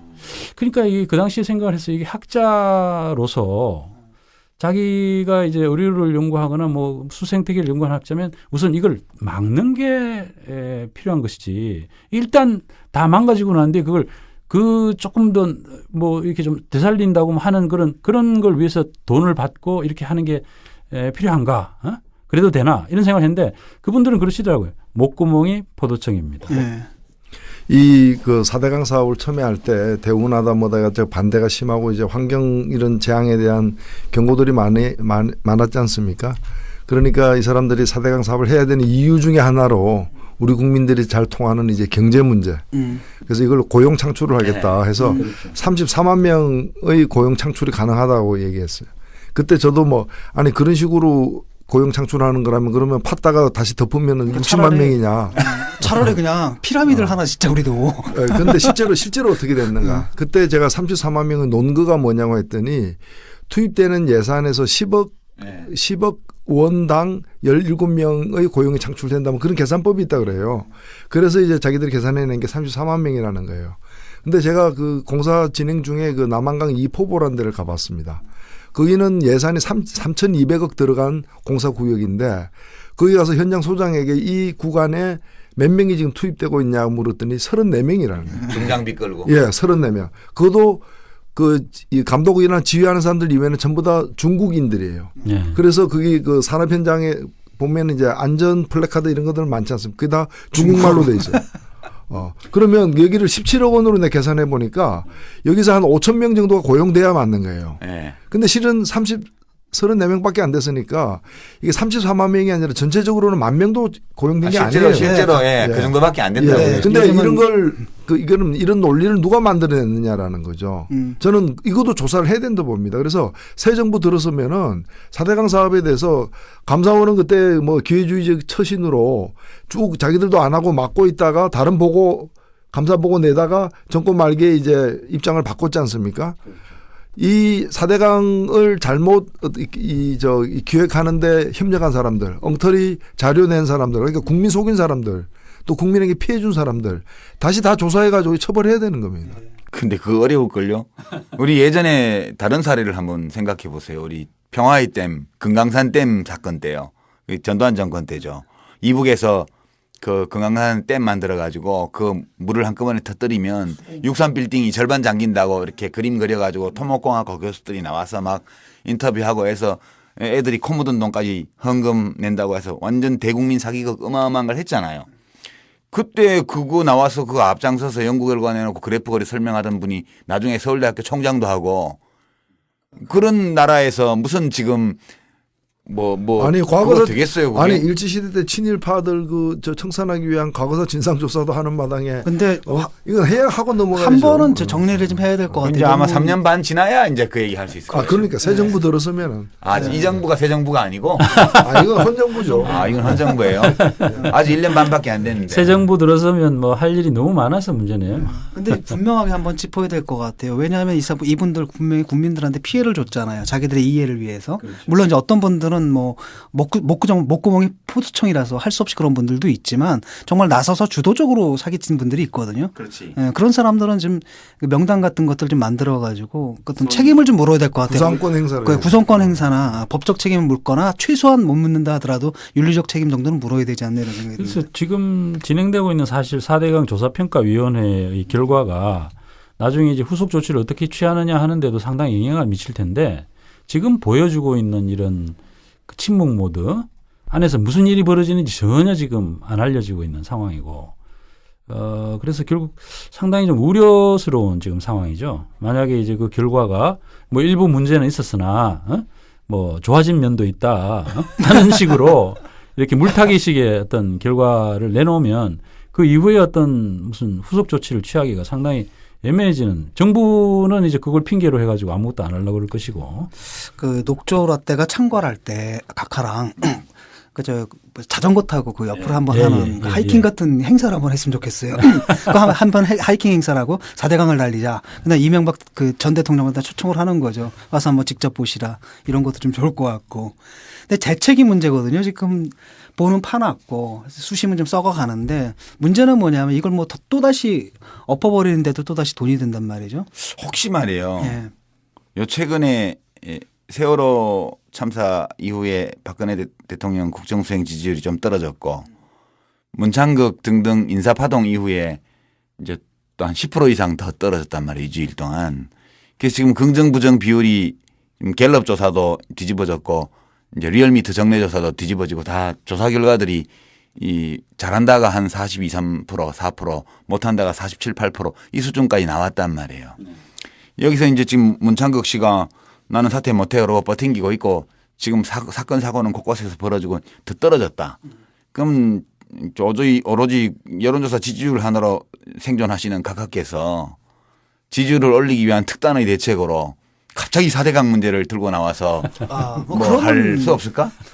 그러면 저도 뭐 지지율 올리기 위해서는 뭐 상당히 지지하죠. 좋은 방법이죠. 그러면 우리 지지해드리죠. 정치 카페에서 우리 박근혜 대통령 별로 안 좋아하지만 그럼에도 불구하고 우리 나라를 위해서 그럼 우리가 특별방송 찬양방송 한번 해주겠다고. 그 4대강 사업의 비리와 이 구조적 문제를 정확하게 규명하고 이것을 바로잡는 조처를 적극적으로 행함으로써 박근혜 대통령의 국민적 신뢰를 회복하고 지지율을 올릴 수 있다는 것을 만장일치의 의견으로 한번 청와대에 건의해 보는 게 어떨까? 네, 그리고 만약에 실현된다면 우리가 찬양 방송 한번 하겠다.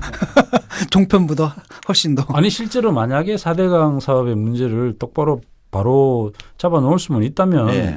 그것만으로도 박근혜 대통령은 상당히 큰 일을 하는 거죠. 또 다른 일 아무것도 할 수 있는 게 없어요. 네. 그거 말고는. 특별히 뭐 한 일도 없고 한 일도 없고. 사실 이거 바로 잡는 건 참 쉬운 일이거든요. 그렇지. 집어넣으면 되죠. 쉬운 일이거든요. 콘크리트를 빼내면 돼. 근데 아까 뭐 책 잡힌 게 있다며. 그러니까 용기가 필요한 거지. 때로 지도자에게는 용기가 필요해요. 만약 그거 한다면 그 책도 우리가 용서해드리겠다고. 우리 찬양 고무 격려를 좀 하자고요. 네. 대통령을. 예.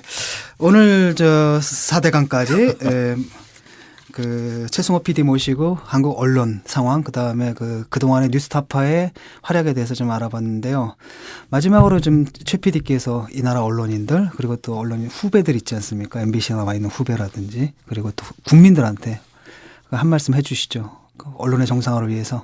저는 이제 특히 모든 언론을 다 이야기하는 거는 좀 제가 주제 넘는 것 같고요. 예. 가장 중요한 건 역시 공영방송을 정상화시키는 거라고 생각합니다. 아까 말씀드렸던 것처럼 공영방송에 의한 여론 집중도 이것이 44%가 되는 거거든요.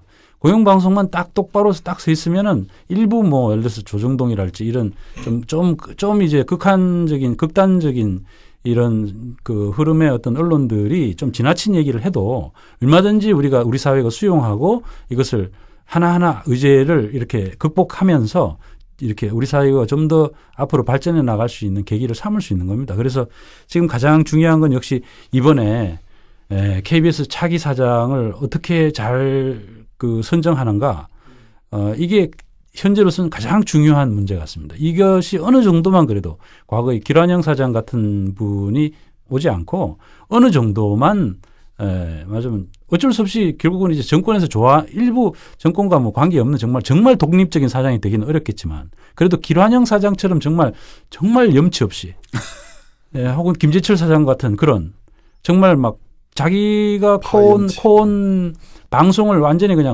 쑥대밭을 만들고 피비린내 나는 그런 곳으로 만들어 가면서까지 자기 이익을 추구하는 이런 사람들이 아니라 그래도 이번에 저는 KBS 그 간부들이 보여준 모습은 그분들이 기본적으로는 그동안 정권에 순응해온 분들이었지만은 그래도 여기서 더 나가가지고 MBC처럼 김재철이 만들어 놓은 MBC처럼 KBS가 하는 것은 정말 안 되겠다라는 그래도 겨자씨만한 충정심이 있었기 때문에 그래서 김시곤 보도국장도 그렇게 했고 그 다른 보도국의 부장들 그 사람들도 사실은 다 과거에 뭐 심지어는 정치부장 같은 경우에는 그 박근혜 대통령 비판하는 기사를 하나도 안 올려보냈기 때문에 김시곤 보도국장이 새로 뭐 그걸 까고 자시고 할 것도 없이 아예 처음부터 발제가 안 됐었다는 거거든요.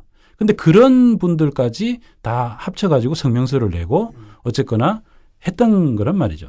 그래서 결국은 그것이 결국 국민들이 결국 힘을 모아가지고 이렇게 하니까 또 그런 힘이 나오는 것이고 그러한 것을 결국 이제 KBS 구성원들도 다 단합을 하고 국민들도 그걸 좀 밀어줘가지고 좀 새로운 사장을 좀 그래도 좀 괜찮은 사람, 덜 나쁜 사람, 서로 덜 나쁜 사람. 소망이 엄청 하향 조정됐네요. 예. 좀 불쌍한 대한국민입니다. 그래도 우리가 이제 그런 지금 최성호 PD께서 말씀하신 것처럼 이제 그렇게 됐으면 좋겠고, 근데 만에 하나 그렇게 안 되더라도 지금 공영방송이 다 장악돼 있고 민간방송조차도 지금 뭐 거의 장악돼 있고 뭐 종편에 조정동에 여기까지 다 있음에도 불구하고 지금 국민들이 박근혜 대통령 좀 못한다 이게 뭐 문창극 씨 안 된다 이게 70% 뭐 박근혜 대통령 잘못하고 했다 이게 절반 이게 가잖아요.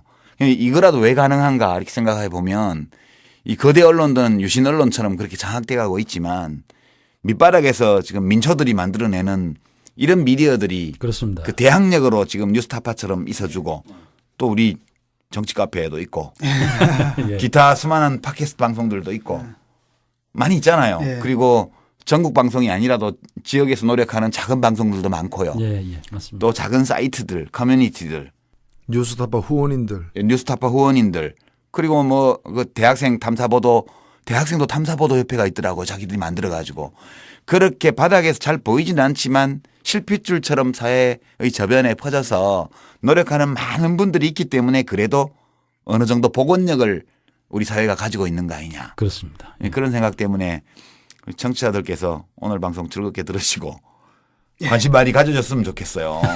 예, 방송은 어떻게 보면 일종의 그 피드백 시스템이죠. 사회가 잘못할 때 시그널을 보내서 고치게끔. 근데 그 언론이 제대로 기능하지 못하면 이제 4대강 사업처럼 말도 안 되는 이런 사업들로 인해서 우리 모두에게 피해가 돌아오는 이런 상황인 것 같습니다. 그런 와중에도 끝까지 대한 언론 만드셔서 열심히 싸우고 계신 최승호 PD님 오늘 나와주셔서 대단히 박수 한번 감사합니다. 드려야 돼. 박수 한번 드려야 될 것 같습니다. 파이팅 하시니까. 그리고 청취자 여러분들도 우리 그 뉴스타파를 비롯한 그 대한 언론들 많은 관심 가지고 봐주시고요. 후원하세요. 또 우리는 후원을 PPL 좀- 안 하고 노골적으로 해. 예, 후원 좀 해주셨으면 좋겠습니다. 예, 5회 방송 마치기 전에 공지사항 한 가지 말씀드립니다. 노유진 정치카페 트위터 및 페이스북 페이지 개설 완료했습니다. 정치카페로 검색하시면 되고요. 팔로잉 많이 해주시고 방송에 대한 의견 다뤄줬으면 하는 주제 이런 것들 마음껏 전달해 주십시오. 그럼 저희는 다음 주 6회 방송에서 뵙겠습니다. 안녕히 계십시오. 네, 수고하셨습니다. 수고들 하셨습니다. 감사합니다. 네.